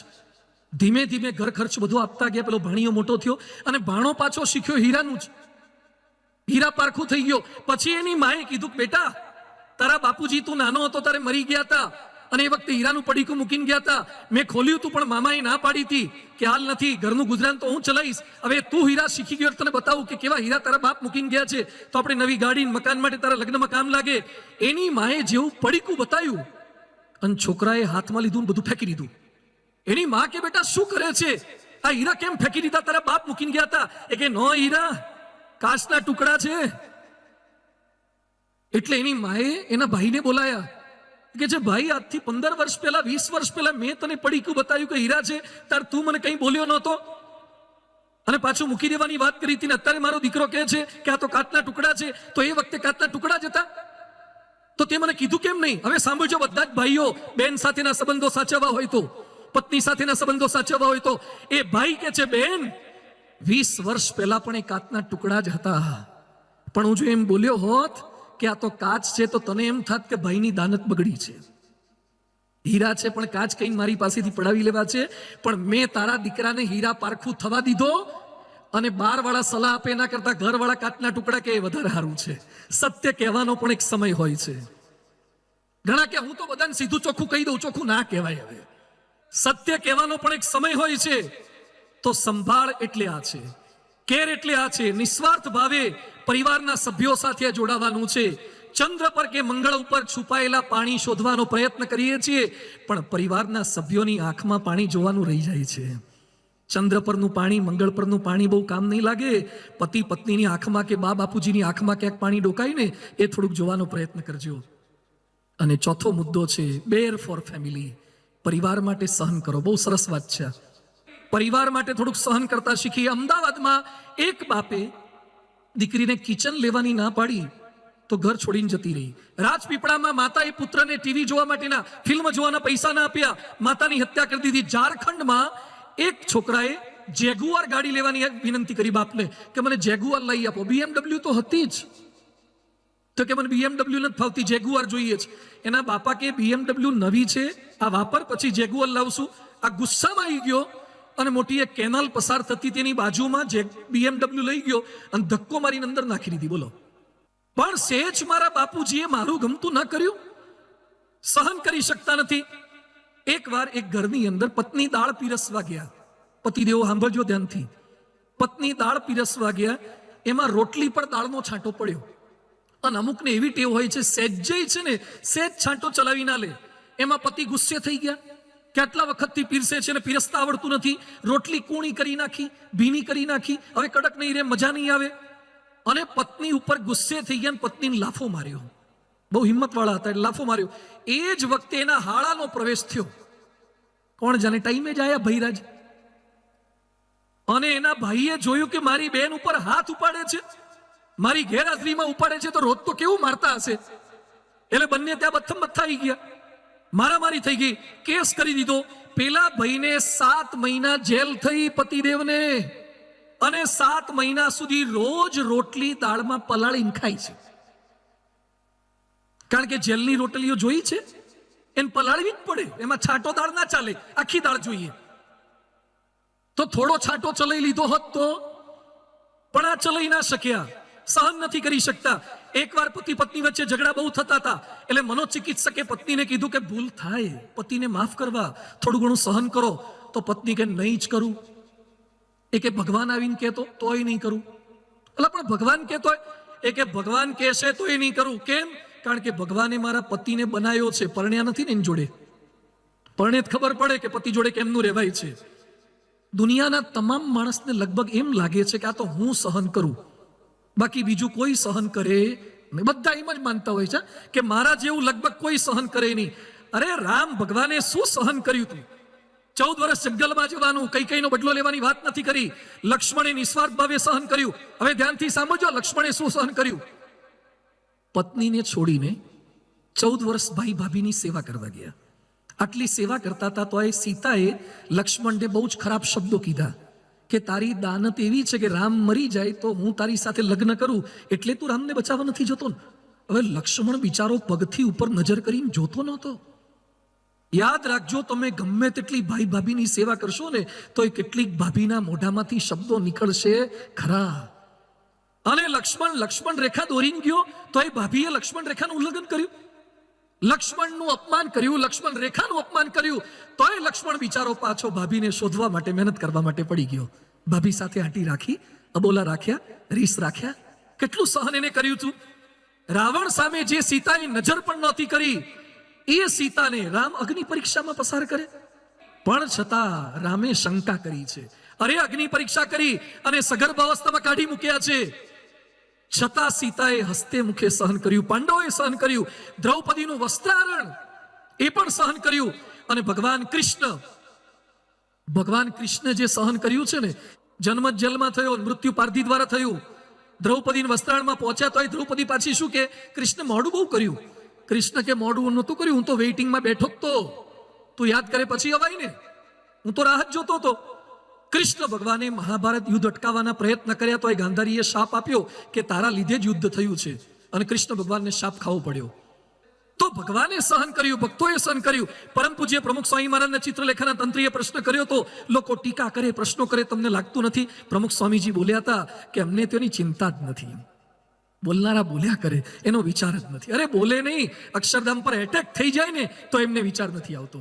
કોઈ પણ પરિસ્થિતિમાં લેશ માત્ર એ ગભરાતા નથી. આજે વિશ્વવંદનીય સંત મહંત સ્વામી મહારાજ, એમનો એક પ્રસંગ મારે કહેવો છે. મોરબી મહંત સ્વામી મહારાજ આવ્યા હતા ત્યારે મેં સંતો એમને પ્રશ્ન પૂછ્યો કે સ્વામી આપનું પણ અપમાન બહુ થયું છે, અંદરના બહારના તમારી ટીકા કરી છે, હળદૂત કરવાના પ્રયત્ન કર્યા છે, તો તમને લાગ્યું નથી? હવે સાંભળજો, મહંત સ્વામી શું બોલ્યા કે છોકર મત કહેવાય, એ તો બધાની છોકર મત કહેવાય. પછી સ્વામીજી એક વાક્ય બોલ્યા કે મને ક્યારે કોઈએ અપમાન કર્યું એવું લાગ્યું જ નથી. આ કઈ ભૂમિકા પર જીવતા હશે? એ દાઢમાં તો નહીં પણ દાંતમાંય નથી રાખતા કોઈને. એમને તો દાઢમાં તો રાખતા જ નથી, કોઈને દાંતમાંય નથી રાખતા. લડાઈ અપને આપ સે હો તબ જીતના ચાહીએ. આ જોજો ધ્યાનથી, હિન્દી કોટેશન યાદ રાખજો ને બોલજો કાલે એકવાર. અત્યારે હું બોલાવું છું, બોલો. લડાઈ અપને આપ સે હો તબ જીतना चाहिए, लड़ाई जो अपनों से हो तब हारना चाहिए. સમજી ગયા? પોતાની જાત સાથે લડાઈ થાય તો જીતીને બતાવવાનું, એમાં હારી જઈએ છે. રાત્રે એલાર્મ મૂક્યું કોણે હોય? આપણે. અને હવારના પોરમાં સ્નૂઝ દબાઈને પાછું હુઈ કોણ જાય? આપણા એલાર્મને આપણે જ ખોટું પાડીએ છીએ ને. તો કેમ હારી ગયા પોતાની જાત સામે? જાત સામે હારી. ખાવા બેસતા પહેલા બધા શું કે હવે માપનું ખાવું છે, ભલે કોઈ આગ્રહ કરે ખાવું નથી, અને જમીન ઊભા થઈને પછી સારું વધારે ખવાઈ ગયું. મોટે ભાગે લગભગ બધા બક્કલ ઢીલા કરતા હોય. કેમ? તો કેમ હારી ગયા પોતાની જાત સામે? જીભ સામે હારી ગયા, આંખ સામે હારી ગયા, કાન સામે હારી ગયા. પોતાની જાત સામે હારી જાઓ છો. જાત સામે જીતો અને પોતાના પરિવારજનો સામે હારી જાઓ તો મિલે સુર મેરા તુમારા થશે. એની સામે હારી જવાનું છે. પોતાના જે કઈ સ્વજનો છે એની સામે હારી જવાનું, અને આપણને જ્યાં મળ્યા છે એની સામે હારવાનું. પ્રશ્નો તો થાય, વિઘ્નો તો આવે, કોઈ આપણું કહ્યું ન કરે, પણ છતાં આનંદથી રહેવાનું છે. અને કદાચ બધાને પહોંચી વળો એવી તમારી તાકાત હોય. ઉત્તરામચરિતમાં લખ્યું છે, સર્વેશામેવ પર્યાપ્તો રાક્ષસાનામ અહમ યુદ્ધી કિંતુ રામસ્ય પ્રીત્યર્થમ વિસહિષ્યહમ ઈદૃશમ. હનુમાનજીને જ્યારે બાંધી દીધા ત્યારે હનુમાનજી કહે છે, આખી લંકાને હું એકલો પહોંચી વળું એમ છું, પણ છતાં હું લંકાના લોકોને મારીશ નહીં, કારણ કે રામ રાજી નહીં થાય. કેટલાક શું કે હું તો હમણાં મારા બાપને ચોપડાઈ દઉં, મારી બહુને કહી દઉં, મારા પતિને કહી દઉં. તમારામાં બધાને ચોપડાવવાની તાકાત હોય છતાં પણ ચૂપ રહેશો ને તો મિલે સુર મેરા તુમારા થશે. તમારી તાકાત હોય, શક્તિ હોય, બધું જ હોય. દુનિયામાં શક્તિશાળીનો વિજય નથી થયો, સહન શક્તિવાળાનો વિજય થયો છે. સો બેર ફોર ફેમિલી. આ કરવાનું છે આપણે. સ્વભાવ સહન કરવા પડે, અલગ અલગ પ્રકૃતિ સહન કરવી પડે. રસોઈ કરવા માટેની તપેલી કેવી હોય? ગેસ પર મૂકી હોય, પ્રાઇમસ પર મૂકી હોય તો તપેલી તો ગરમ જ હોય. એને હાથેથી પકડાય નહીં, સાણસીથી કે ગાભાથી પકડવાની. ઘણા કે તપેલી બહુ ગરમ છે, દાજી ગયા. ભાઈ તપેલી તો તપેલી જ હોય. ઉપર મૂકો ત્યારે સાણસીનો ઉપયોગ કરો. ઘરમાં રસોઈ કરવી હશે ને તો કેટલીક તપેલીઓ જોઈએ. એમાં આપણે ધંધો ચલાવવો હોય ને ત્યારે કેટલીક તપેલીઓ જોઈએ. સમાજ ચલાવવા માટે કેટલીક તપેલીઓ જોઈએ. તપેલી પાસે કામ લેતા શીખી જાઓ. ઘરમાં કોઈક બોલકા હોય, શાંત હોય, કોઈક શંકાશીલ હોય, આળસુ હોય, ખાઉદા હોય, આગા પાછા હોય, પણ દરેકના સ્વભાવ હોય. એક ગામમાં લાઈટ ગઈ એટલે પતિ પત્ની બંને જણા અગાસી પર કંઈક મૂક્યું હશે, ત્યાં દરવાજે તાળું હતું. એટલે પત્ની કે અગાસીમાં મૂક્યું છે ને પાછો વરસાદ શરૂ થયો છે તો પલળ છે એટલે આપણે લઈ આવીએ. એટલે તાળું મારેલું હતું, પાછું તાળું ઉપર મારી દીધું હતું ઉપરના અગાસીના દરવાજાને. એટલે પતિ પત્ની બંને ગયા. પત્નીએ હાથમાં બેટરી પકડી હતી. પત્ની કે હમણાં હું ખોલી નાખું. પતિ કે અંધારું છું, ભેગો આવું છું બત્તી લઈને. એટલે પતિએ હાથમાં બત્તી પકડી હતી અને પત્નીએ હાથમાં ચાવી લીધી અને ઉપર અગાસીના દરવાજાનું તાળું હતું ને ત્યાં ખોલવા ગયા. પતિએ જોયું કે તાળું જુદું છે ને ચાવી જુદી ભરાવે છે. પણ પતિને લગ્ન થઈ 15 વર્ષ થઈ ગયા એટલે અનુભવ હતો, એટલે કે આમાં બોલવામાં ડાપણ નથી. ભલે ભરાવતા, ભલે મથે થોડું. એટલે પેલા 2-3 વાર મથ્યા મચડ્યું કર્યું તો એ ખુલે જ નહીં હરખું. એટલે પત્ની કંટાળ્યા, એ કે તાળું એ ખુલતું નથી. આ ચોમાસામાં લાઈટ ગઈ, એટલો ગુસ્સો તાળા પર ઉતાર્યો. એટલે પતિએ એકદમ વિનયપૂર્વક પત્નીને કહેવાની હિંમત કરી કે જો તમારી પરમિશન હોય તો હું પ્રયત્ન કરું, હું તાળું ખોલવાનો પ્રયત્ન કરું. એટલે પત્ની પાછા છણકો કરીને શું કે અમારાથી ના ખોલ્યું, તમારાથી હું ખોલવાનું હતું, લો તારે એમ કરીને ચાવીને જુડો હાથમાં નાખ્યો અને પત્ની એ બત્તી પકડી. પતિની ચાવી તો ખબર જ હતી, પેલા ખોટી ભરાવતા હતા, એટલે પતિએ જેવી ચાવી એકવાર આમ કરીને અને તરત હારું તાળું ખુલી ગયું. એટલે પતિએ પત્ની સામે જોયું કે વાહ, કોંગ્રેચ્યુલેશન્સ, વેલ ડન, અભિનંદન આપશે. ત્યાં પત્ની બત્તી પકડતા પકડતા શું બોલ્યા, બત્તી આમ પકડાય તો ખુલે ને, બત્તી ઝરખી ના પકડે પછી ક્યાંથી ખુલે? હવે આવા લોકોને બોલો કેમ ના પહોંચી વળવું? એટલે બત્તી પકડવા તાળા ખુલે, ચાવીઓ ખોટી ભરાવે છે ને પાછા. એટલે આ પરિવારની અંદર પ્રેમથી રહેવું હશે તો જાત જાતના અલગ અલગ સ્વભાવો બધાને આપણે સહન કરવા પડશે. પણ એ કરીએ છીએ પાછું માનવાનું નથી, હું જ સ્વભાવ સહન કરું છું એમ નહીં, કહેવાનું પણ નથી. એકવાર એક બેનના લગ્ન થયા. લગ્ન થયા પછી એમણે પતિ સાથે શરત એવી કરી કે હું મારા બાપુજીના ત્યાંથી એક સુટકેસ લઈ આવ્યું છું. પહેલા તો પેલી પેટી લાવતા હતા, લોઢાની પેટી લાવી છું, અને હું જ્યાં સુધી ન કહું ત્યાં સુધી તમારે આને અડવાનું નહીં. પતિ કે વાંધો નહીં, પિયરમાંથી લાવી છે તો આપણે હું માથાકૂટ કરવી. એટલે પેટી લાવીને મૂકી દીધી. 5 વર્ષ, 10 વર્ષ, 15 વર્ષ, 50 વર્ષ થઈ ગયા. પત્નીએ સામેથી બોલાઈ નહીં, પતિ કે આપણે શું કરવા સામેથી કોકની દાઢીમાં હાથ નાખવાનું, શું કરવા હળી કરવી, નથી જોવી એની પેટી. પછી પત્નીનો અંતિમ સમય નજીક આવી ગયો, પત્ની બીમાર પડ્યા, એટલે પતિ બાજુમાં બેઠા હતા, અંતિમ સમય હતો. એટલે પત્નીએ કીધું પેલી પેટી ઉપર મૂકી છે, 50 વર્ષ થઈ ગયા, આજ સુધી તમે ખોલવાનું નથી કીધું, એ બદલ અભિનંદન, પણ આજે હું કહું છું લાવો પેટી હેઠે લાવો. એટલે પતિ હેઠી લાવ્યા. પેટી ખોલી તો પેટીમાં 2 ઊનની નાની ઢીંગલીઓ હતી, ઊનની બનાવેલી, બૈરાઓ બનાવે ને ઘરમાં એવી ઊનની નાની ઢીંગલીઓ, 10 લાખ રૂપિયા હતા. એટલે પતિ તો એકદમ ખુશ થઈ ગયા અને આશ્ચર્યચકિત થઈ ગયા. એટલે પછી એને કીધું 10 લાખ રૂપિયાની બચત તે મને કીધા વગર કરી દીધી, ખરેખર તું તો સંયમી કહેવાય ને બચત કરનારી કહેવાય. એ કે 10 લાખ રૂપિયા તો તે બચત ના કર્યા હશે એ મને સમજાઈ ગયું, પણ આ ઊનની ઢીંગલીઓ 2 કરી છે મને સમજાયું નહીં, આ ઊનની ઢીંગલીઓ કેમ? એટલે પત્નીએ શું કીધું કે મારા જ્યારે તારી સાથે લગ્ન થયા ને ત્યારે મારી બાએ મને ટ્રેનિંગ આપી હતી કે જ્યારે જ્યારે તારા પતિ સાથે ના બને ને, ઝઘડો થાય, તને ગુસ્સો થાય, અબોલા લેવાનું મન થાય, છૂટાછીટા લેવાનું મન થાય, એ સમયે તારે પતિમાં ગુસ્સો કરતા કરતા ઊનની એક ઢીંગલી બનાવી દેવાની, સોયો હાથમાં લઈ અને ઊનની એક ઢીંગલી બનાવી દેવાની, એટલે ગુસ્સો પતિ પર જેટલો હોય ને એક ઢીંગલીમાં ઉતરી જાય. તો એની આ 2 ઢીંગલીઓ તને દેખાય છે, તારા પર મને ગુસ્સો આવ્યો, એની આ ઢીંગલીઓ બની. તો પતિ તો રાજી થઈ ગયો. એ કે 50 વર્ષની આપણી ગૃહસ્થ જીવનમાં 2 જ વાર તને મારા પર ગુસ્સો આવ્યો તો તમારું વર્તન કેટલું સારું કહેવાય. 2 જ વાર તને મારા પર ગુસ્સો આવ્યો. પત્ની કે આ જે 10 લાખ દેખાયા ને ઢીંગલીઓ વેચી એમાંથી આયા છે. આ છેલ્લી 2 તો વેચવાની રહી ગઈ છે. આ ઢીંગલીઓ વેચી એમાંથી કેટલું મેં સહન કર્યું છે. પણ યાદ રાખો, સહન કરો પણ કો નહીં. મિલે સુર મેરા તુમારા એટલે આ છે, પરિવાર સાથે સહન કરવાની ભાવના, જતું કરવાની ભાવના. પરમ પૂજ્ય પ્રમુખ સ્વામી મહારાજ હોય કે પરમ પૂજ્ય મહંત સ્વામી મહારાજ એ શીખવાડે છે. 23 ફેબ્રુઆરી 2019 ના રોજ મહંત સ્વામી મહારાજ પૂનામાં હતા અને રંગોળીમાં એક વાક્ય લખેલું હતું, સંપ રખને કે લીએ ઝુકના હોતા હૈ, સહના હોતા હૈ. દુનિયા આપણને શીખવાડે કે કભી ઝુકેગા નહીં. શું શીખવાડે? જો ઝુકેગા નહીં વો ટીકેગા નહીં. दुनिया सिखवाड़े छे झुकेगा नहीं. અને महंत स्वामी महाराज કહે છે संप रखने के लिए झुकना होता है, सहना होता है, दूसरों को जीताना होता है और स्वयं को हराना होता है. આ જોઈને महंत स्वामी महाराज राजी થઈ ગયા હતા. Make a relation which never ends. એવા રિલેશન બાંધો જે ક્યારે પૂર્ણ ન થાય.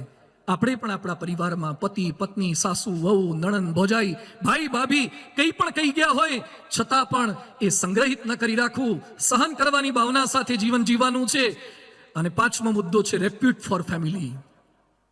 પરિવારનું ગૌરવ વધારીએ. મિલે સુર મેરા તુમારા એટલે રેપ્યુટ ફોર ફેમિલી. તમારા પરિવારનું ગૌરવ વધે એવું તો કંઈક કરો. તમારા નામની પાછળ તમારા બાપનું નામ પણ લાગે છે, તમારા નામની પાછળ તમારા ગામનું નામ પણ લાગે છે, તમારા નામની પાછળ તમારી અટક પણ લાગે છે, તમારા નામની સાથે સાથે ક્યાંક તમારા સગાવાલાના નામ પણ જોડાયેલા છે. બધાનું ગૌરવ વધે એવું કંઈક કરીએ. એક ઉદ્યોગપતિ મને મળ્યા, મને કે સ્વામી મારો દીકરો ઘરની બહાર એના મિત્રો સાથે હુકો પીતા પકડાયો. 8મા ધોરણમાં ભણે છે અને હુકો પીતા પકડાયો. છોકરાને મેં બોલાયો, પકડ્યો બધાને કીધું હુકો ક્યાંથી લાયા? તો પડોશીના છોકરા એમ બોલ્યા કે કાકા તમારા છોકરાએ જ હુકો લીધો છે, 35,000નો હુકો, 35,000નો હુકો લીધો. અને નવી પેઢીને કંટ્રોલમાં કરવી ને અતિશય અઘરી છે. નવી પેઢીને હમણાં એક ભાઈ એના છોકરાને મારી પાસે આયા, મને કે સ્વામી મારો દીકરો કયું નથી કરતો. શું થયું છે? મને કે બાઇક માગે છે, બાઇક જોઈએ છે ને. તું સગવડ હોય તો લાવી આપો. મને કે ના હજી તો એ 8માં ભણે છે, તો ના લાવી આપતા. 8માં ભણે છે ને બાઇક શાનું લાવી આપવાનું? મને કે જીદ લઈને બેઠો છે કે બાઇક લઈ આપો, નહીં તો હું 4 વ્હીલ નીચે ટ્રક નીચે ઘૂસી જઈશ ને મરી જઈશ. એકનો એક દીકરો છે, બાઇક માટે જીદ લઈને બેઠો છે. તો પછી એને લઈ આવજો ત્યારે ફ્રી પડે ત્યારે, સ્કૂલેથી આવે ત્યારે. મને કે સ્કૂલે ક્યાં જાય જ છે? એણે તો પ્રતિજ્ઞા લઈ લીધી છે કે પહેલું બાઇક પછી સ્કૂલે જવાનું નહીં આવે, સ્કૂલ બંધ કરી દીધી છે. તો તું ઘરે હોય તો પછી લઈ આવે. મને કે બહાર જ બેહાડ્યો છે સેમ્પલને, પહેલા તમને મળવા આવ્યો છું, હવે એને સમજાવો. તમે બહાર નીકળો, એને મોકલો અંદર. એટલે પહેલા મારી પાસે આવ્યો અને પહેલા એટલી હેત પ્રેમથી મેં વાતો કરીને, તમારા જેવા કોઈ કાજુ કતરી આપી ગયા હતા. તે 2-3 તો મેં મોઢામાં મૂકી, કારણ કે પહેલા દાઢી કરતા પહેલા પલાળવું પડે ને, થોડું કોણું તો કરવું પડે ને, સીધું રેઝર થોડું મરાય. એટલે મેં પહેલા કાજુ કતરી ખવડાવી, બધો પરિચય પૂછ્યો, હાવભાવ કર્યા, સરસ બધી વાત. 20 મિનિટ સુધી દાખલા, દલીલ, લોજિક, સાયન્સ, સ્પિરિચ્યુઆલિટી એની સાથે એટલું સરસ સમજાયું ને. પછી 20 મિનિટ પછી એ છોકરો મને શું કે, મને કે સ્વામી શું તમે બોલો છો? શું તમારી શક્તિ છે? શું બુદ્ધિ શક્તિ છે તમારી અંદર? Logic power. અને અત્યાર સુધી હું જેટલા માણસને મળ્યો છું, તમારા જેવો કન્વિન્સિંગ પાવર મેં ક્યાંય જોયો નથી. તો મારી એક વિનંતી છે કે મારા પપ્પાને સમજાઈ દો ને, બાઇક લઈ આપે. ડોબા 20 મિનિટ આટલા માટે નહોતી કાઢી. આ નવી પેઢી આ છે, એને મારે તમારે બધાય કંટ્રોલમાં રાખવાના છે, એને બદલવાના છે, એને સુધારવાના છે. એટલે ખાલી વાર્તાઓથી ના ચાલે. અત્યારે તો આવતો થઈ ગયો છે ને, બાઇક ભૂલી ગયો છે ને, મંદિરે રેગ્યુલર કરી દીધો છે ને. દુનિયાના ગમે તેવા પ્રશ્નો હોય એના જવાબો સત્સંગમાં છે. તમારા પરિવારનું ગૌરવ વધારી શકે એવા દીકરા તૈયાર કરવા છે, એ સત્સંગમાંથી શીખવા મળશે. આ ભાઈ મને કહે છે મારો દીકરો 35,000નો હુકો લાવ્યો. ગુજરાતમાં જે ડ્રગ્સ વધ્યું છે ને, 30,000 કરોડનું ડ્રગ્સ પકડાયું છે. અમદાવાદની અંદર ડ્રગ્સ પીનારા, ડ્રગ્સ ખાનારા, ઇન્જેક્શન લેનારા, અને ડ્રગ્સ લેનારા નહીં, ડ્રગ્સ વેચનારા વધી ગયા છે. અમદાવાદના પોલીસ કમિશનર બોલી ગયા કે કેટલાની સ્કૂલ બેગો અમે ચેક કરીએ, સ્કૂલ બેગે ડ્રગ વેચવાનો ધંધો શરૂ થઈ ગયો છે. જો ધ્યાન નહીં રાખીએ તો ગુજરાત અને ભારત કઈ દિશામાં આગળ પ્રગતિ નહીં, અધોગતિ કરવાનું છે. આજે ફ્રેન્ડશિપ અને લવશિપના કુંડાળે ચડી અને મા બાપની આબરૂ ઓછી કરનારા કેટલા દીકરા દીકરીઓ છે, ભાગીને લગ્ન કરનારા કેટલા છે. તમારી હાર જીત એ ખાલી તમારી હાર જીત નથી, તમારા બાપની ને તમારી માની પણ હાર જીત છે, તમારા સમાજની પણ હાર જીત છે. આપણે આપણા પરિવારની આબરૂ વધે એવું કંઈક કરવું છે, આપણા પરિવારને ક્રેડિટ અપાવીએ એવું કંઈક કરવું છે. રામાયણમાં ઉલ્લેખ આવે છે કે યુદ્ધ પૂરું થયા પછી રામ ભગવાનને લઈને હનુમાનજી પોતાના ઘરે ગયા અને એ સમયે રામને જોયા પછી અંજની માતા, અંજનીની આંખમાંથી આંસુ નીકળી ગયા અને અંજની બોલ્યા કે ધન્ય ધન્ય મારી કુખ, કે મેં કેવો દીકરો જણ્યો કે મારા ઘેર ભગવાનને લઈને આવ્યો. આને દીકરો કહેવાય. કેટલાને ઘેર પાનના ગલ્લાવાળા બિલ આપવા આવે, છોકરીનો બાપો આવે, તમારો દીકરો છેડતી કરતા પકડાય છે, સ્કૂલમાંથી સસ્પેન્ડ આવે, એટી આવે, અને પેલા સીસીટીવી કેમેરાવાળા કોર્પોરેશન વાળા બિલ મોકલાવે, મેમો મોકલાવે ઘેર. આ એ દીકરા છે. દીકરા એટલે શું છે? પરિવારનું ગૌરવ વધારી શકે દીકરા છે. આજે પ્રમુખ સ્વામી મહારાજે પેઢી તૈયાર કરી છે. અમદાવાદમાં 14 વર્ષનો છોકરો યજ્ઞેશ એનું નામ, એનો જન્મદિવસ હતો. એના પિતાએ વુડલેન્ડના શૂઝ, સારા શૂઝ આવે છે, રીબોકના બધા શૂઝ આવે ને, વુડલેન્ડના શૂઝ, એટલે વુડલેન્ડના મોંઘા શૂઝની ગિફ્ટ આપી હતી. બેટા તારો 14મો જન્મદિવસ છે, તને વુડલેન્ડના શૂઝ મારે આપવા છે. સાંભળજો બધા દીકરાઓ. એ દીકરો એના બાપને કહે છે કે પિતાજી મને આપવું હોય તો વુડલેન્ડના શૂઝ નહીં, બીજી ગિફ્ટ જોઈએ છે. શું ગિફ્ટ જોઈએ છે? બોલ બેટા. એ કે જોઈએ છે મારે તમારી સિગારેટ જોઈએ છે, સિગારેટ મને આપી દો. મારા જન્મ દિવસે તમારી સિગારેટનો ત્યાગ કરો, એ ગિફ્ટ મારે જોઈએ છે. એ કે પણ બેટા હું આટલા વર્ષોથી પીવું છું, મારાથી નહીં રહેવાય. તો મારે વુડલેન્ડના શૂઝ નથી જોઈતા, મને મારા ગુરુ પ્રમુખ સ્વામીએ શીખવાડ્યું છે કે ચારિત્રવાન બનો અને ચારિત્રવાન સમાજ તૈયાર કરો. હું ગામ આખાને વ્યસન છોડાવવા માટે જાઉં છું અને મારા બાપ વ્યસની હોય એ હું કઈ રીતે સહન કરી શકું? મારે ચાલવા માટેના સારા બૂટ નથી જોઈતા, પણ મારા બાપ સારા રસ્તે ચાલે ને એવી સૂટેવ મારે આપવી છે. અને એ સમયના બાપ બોલ્યા કે બેટા આજે તું મારો ગુરુ થયો, તે મને જીવન જીવતા શીખવાડી દીધું. પરમ પૂજ્ય પ્રમુખ સ્વામી મહારાજે આ કર્યું છે. પરિવારનું ગૌરવ શિક્ષણથી વધાર્યું છે, સંસ્કારોથી વધાર્યું છે, સારા સ્વભાવથી વધાર્યું છે, સત્સંગની શોભાથી વધાર્યું છે. તો આપણે પણ થોડોક ફેરફાર આ કરવાનો છે, ગૌરવ વધે એવું કાર્ય કરીએ. અને છેલ્લી વાત છે આજની, રિફોર્મ ફોર ફેમિલી. પરિવાર માટે થોડોક સુધારો કરીએ. શેમાં સુધારો? ફર્નિચરમાં સુધારો કરો, રસોડામાં સુધારો કરો, થાળીમાં સુધારો કરો, 3 BHK 4 BHK ગાડીમાં સુધારો કરો. આ સુધારા નહીં, થોડોક આપણી જાતમાં સુધારો કરીએ. પણ બધાને એમ લાગે છે કે મારામાં તો બધું પરફેક્ટ છે. એક ભાઈ ડોક્ટર પાસે ગયા, કાનના ડોક્ટર પાસે, અને કાનના ડોક્ટરને એમ કહે છે કે સાહેબ મારી ઘરવાળી બહેરી થઈ ગઈ લાગે છે, સાંભળતી નથી, ઓછું સાંભળે છે, બહુ બોલું તો એ જવાબ નથી આપતી, સાંભળતી નથી. તો કાનમાં મૂકવાનું મશીન આપો તો જેથી હરખું સાંભળે.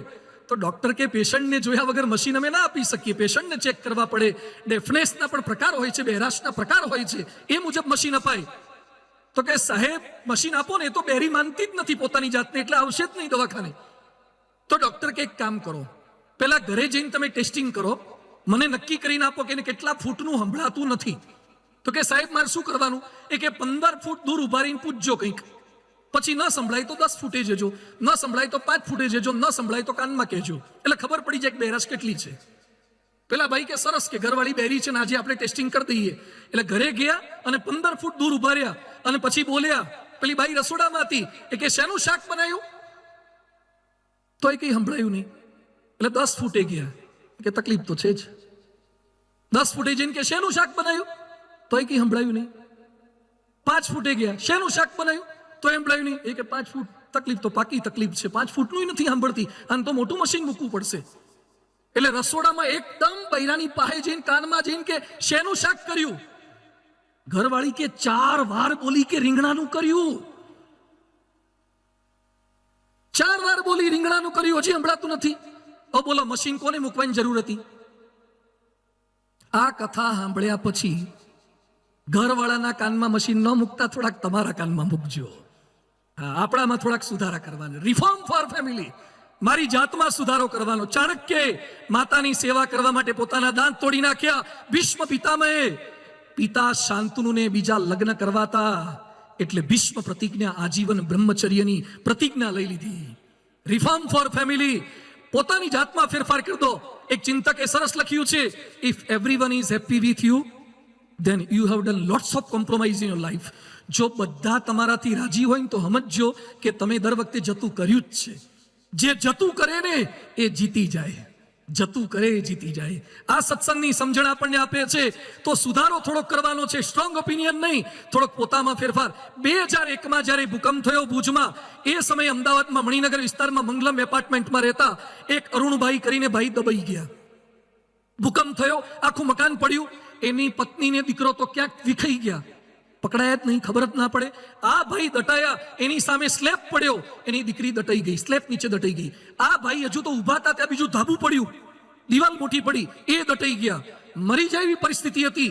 ત્યાં પેલા જવાનો અને આર્મીના રેસ્ક્યુ ટીમ વાળા આવી ગયા, માંડ માંડ એને બહાર કાઢતા હતા, ધ્રુસકે ને ધ્રુસકે રડતા હતા. અરુણભાઈ એનું નામ, મણિનગર વિસ્તાર, મંગલમ એપાર્ટમેન્ટ. અને અરુણભાઈ રડતા રડતા શું બોલ્યા? મેં મારા કુટુંબને પૂરતો પ્રેમ આપ્યો નથી. રડતા રડતા નીચે દટાયેલા હતા. અને પછી બહાર નીકળ્યા પછી કહે છે, હવે હું મારા પરિવારજનોને જીવની જેમ સાચવીશ. અત્યાર સુધી મારા ઘરમાં દર વખતે મેં મારું ધાર્યું જ કર્યું છે. મારી પત્નીનું નથી ચાલવા દીધું, મારા દીકરાઓનું ચાલવા નથી દીધું, મારા મા બાપનું ચાલવા દીધું નથી. હવે હું બીજાને સમજાવવાનો નહીં પણ સમજવાનો પ્રયાસ કરીશ.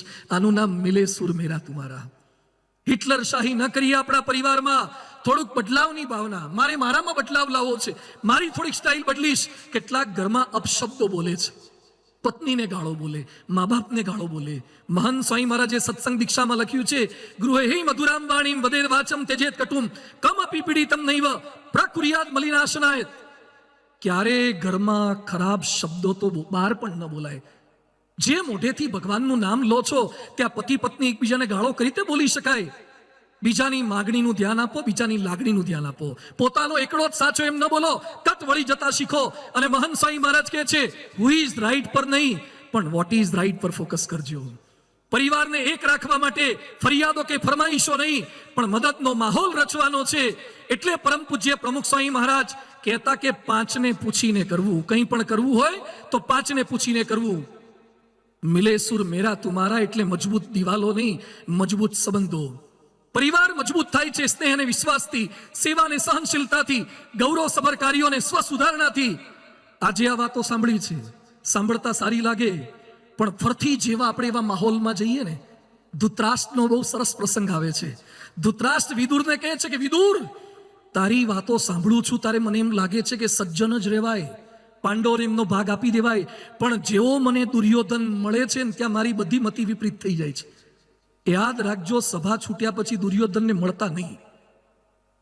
ક્યાંક ક્યાંક દુર્યોધનો તમારી રાહ જોઈને બેઠા હોય છે, જે આપણી મતિ ફેરવી નાખે છે. સતામેવ સંગો, જે સત્સંગી જીવનમાં લખ્યું છે, સતામેવ સદા સંગ કાર્યો નારાયણ આત્મનામ, કે સંતનો સમાગમ કરજો. જે પ્રમુખ સ્વામી મહારાજ જેવા, મહંત સ્વામી મહારાજ જેવા આવા સાચા સંત છે, જે આપણને બચાવશે, જે આપણા પરિવારને બચાવશે. હમણાં અમે એક ફાર્મસી સ્ટોરના ઉદ્ઘાટનમાં ગયા હતા. ઉદ્ઘાટન કર્યું પછી દુકાનના બોર્ડ ઉપર લખ્યું હતું લીપ કેર. તમારા હોઠ ફાટી જતા બચાવવા હોય ને તો એક ક્રીમ આવે છે lip care, skin care, hair care, આ બધું કેર હતું. પછી મેં એને પૂછ્યું કે ઘરમાં ઝઘડા થતા હોય તો ફેમિલી કેર ની આવે છે ક્રીમ? ફેમિલી કેર, પતિ પત્ની ઝઘડે બે જણાને ચોપડી દેવાનું, એવી ક્રીમો નથી આવતી. તમને ફાર્મસી વાળા તો લીપ કેર આપશે, હેર કેર આપશે, સ્કિન કેર આપશે, પણ ફેમિલી કેર તો પાલનપુરની આ કથા વાર્તા ને BAPS ના સંતો આપશે. તમારા ઘરમાંથી કોઈ વસ્તુની ચોરી ના થઈ જાય એના માટે CCTV કેમેરા ફિટ કરાવો છો, પણ તમારા ઘરમાં રહેલા બાળકોના સંસ્કાર કોઈ ચોરી ના જાય એના માટેના CCTV કેમેરા ક્યાં ફિટ કરાવશો? તો થોડોક સંકલ્પ આપણે આ કરવાનો છે. ગ્લોબલ વેબ ઇન્ડેક્સ કહે છે કે દરેક ભારતીય રોજ 2 કલાક અને 40 મિનિટ, જોજો, દરેક ભારતીય રોજ 2 કલાક ને 40 મિનિટ સોશિયલ મીડિયા પાછળ આપે છે. મહિનામાં 80 કલાક, વર્ષમાં 864 કલાક, એટલે કે 40 દિવસ મીડિયા પાછળ આપે છે. આટલો સમય જો ત્યાં આપીએ છીએ તો આપણા પરિવાર માટે સમય આપવાનો છે, સંકલ્પબદ્ધ થવાનું છે. અને મહંત સ્વામીજી એક વાક્ય સરસ બોલે છે કે કીડી ગમે તેટલી ઉતાવળમાં હોય તો એ સામે આવતી બીજી કીડીને હેલો હાવ આર યુ કરીને પછી તરત આગળ જાય. જોયું છે ને તમે? કીડીઓ કેટલી સ્પીડમાં ચાલતી હોય તો એ બીજી કીડી આગળ સહેજ ઊભી રહી જાય અને પછી આગળ જતી રહે. કીડીઓ ગમે તેટલી ઉતાવળમાં હોય તો એ બીજી કીડીને મળવાનું ભૂલતા નથી. તો આપણે તો માણસ છીએ તો બીજાને મળવાનું કેમ ભૂલીએ? એના સ્વજનો સાથેના સંબંધો સુધારવાનું કેમ ભૂલીએ? પારિવારિક શાંતિનું પંચામૃત એટલે નમી દેવું. આ 5 શબ્દો મારે બોલાવા છે, મારી સાથે બોલજો. નમી દેવું, ખમી લેવું, હસી લેવું, ભૂલી જવું, જપી લેવું. આ પરિવારનું પંચામૃત છે. ગમે તેવા પ્રશ્નોની અંદર સ્થિર રાખશે. Love for family, loyal with family, care for family, bear for family, repeat for family, reform for family. આપણે પણ આપણા પરિવારને મજબૂત કરવાનો છે, પણ ખાલી પરિવારને નહીં, દેશને મજબૂત કરવાનો છે. એ વાતો પણ મારે કરવી. છેલ્લી 5 મિનિટ પરિવારને મજબૂત કેમ કરવાનો છે? તમારા, મેં ગઈ વખતે ઉલ્લેખ કર્યો કે ભાઈના ઘર આગળથી અમે ગયા તો ઘર પર લખ્યું હતું હાશ. શું લખ્યું હતું? હાશ. ઘર પર તો માતા મહાદેવનું નામ લખવાનું હોય, હાશ થોડું લખાય. એટલે મેં પેલા ભાઈને પૂછ્યું ઘર પર કેમ હાશ લખ્યું?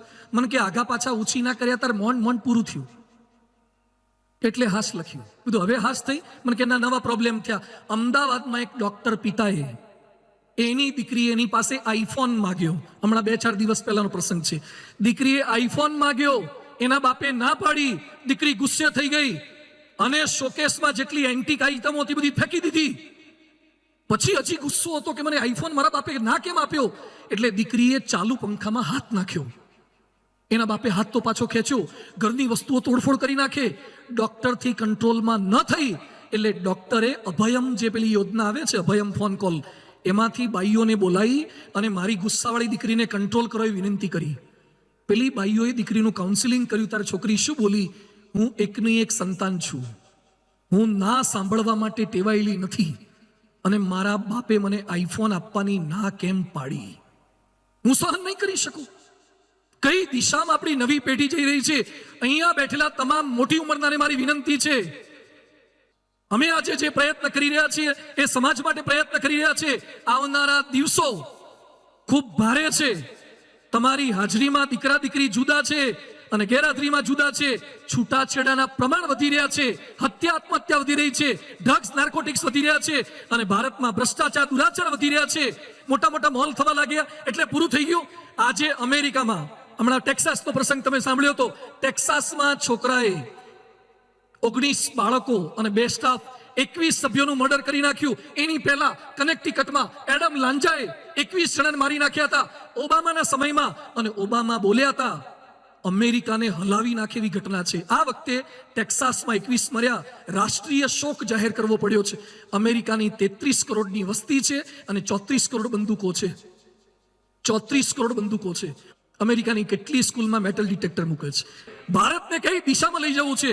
આમાંથી જેટલા ભારતવાસી હોય, ભારતના છીએ આપણે બધા, ભારતવાસી છીએ. હું ભારતમાં છું, પણ ભારત મારામાં ખરું કે નહીં?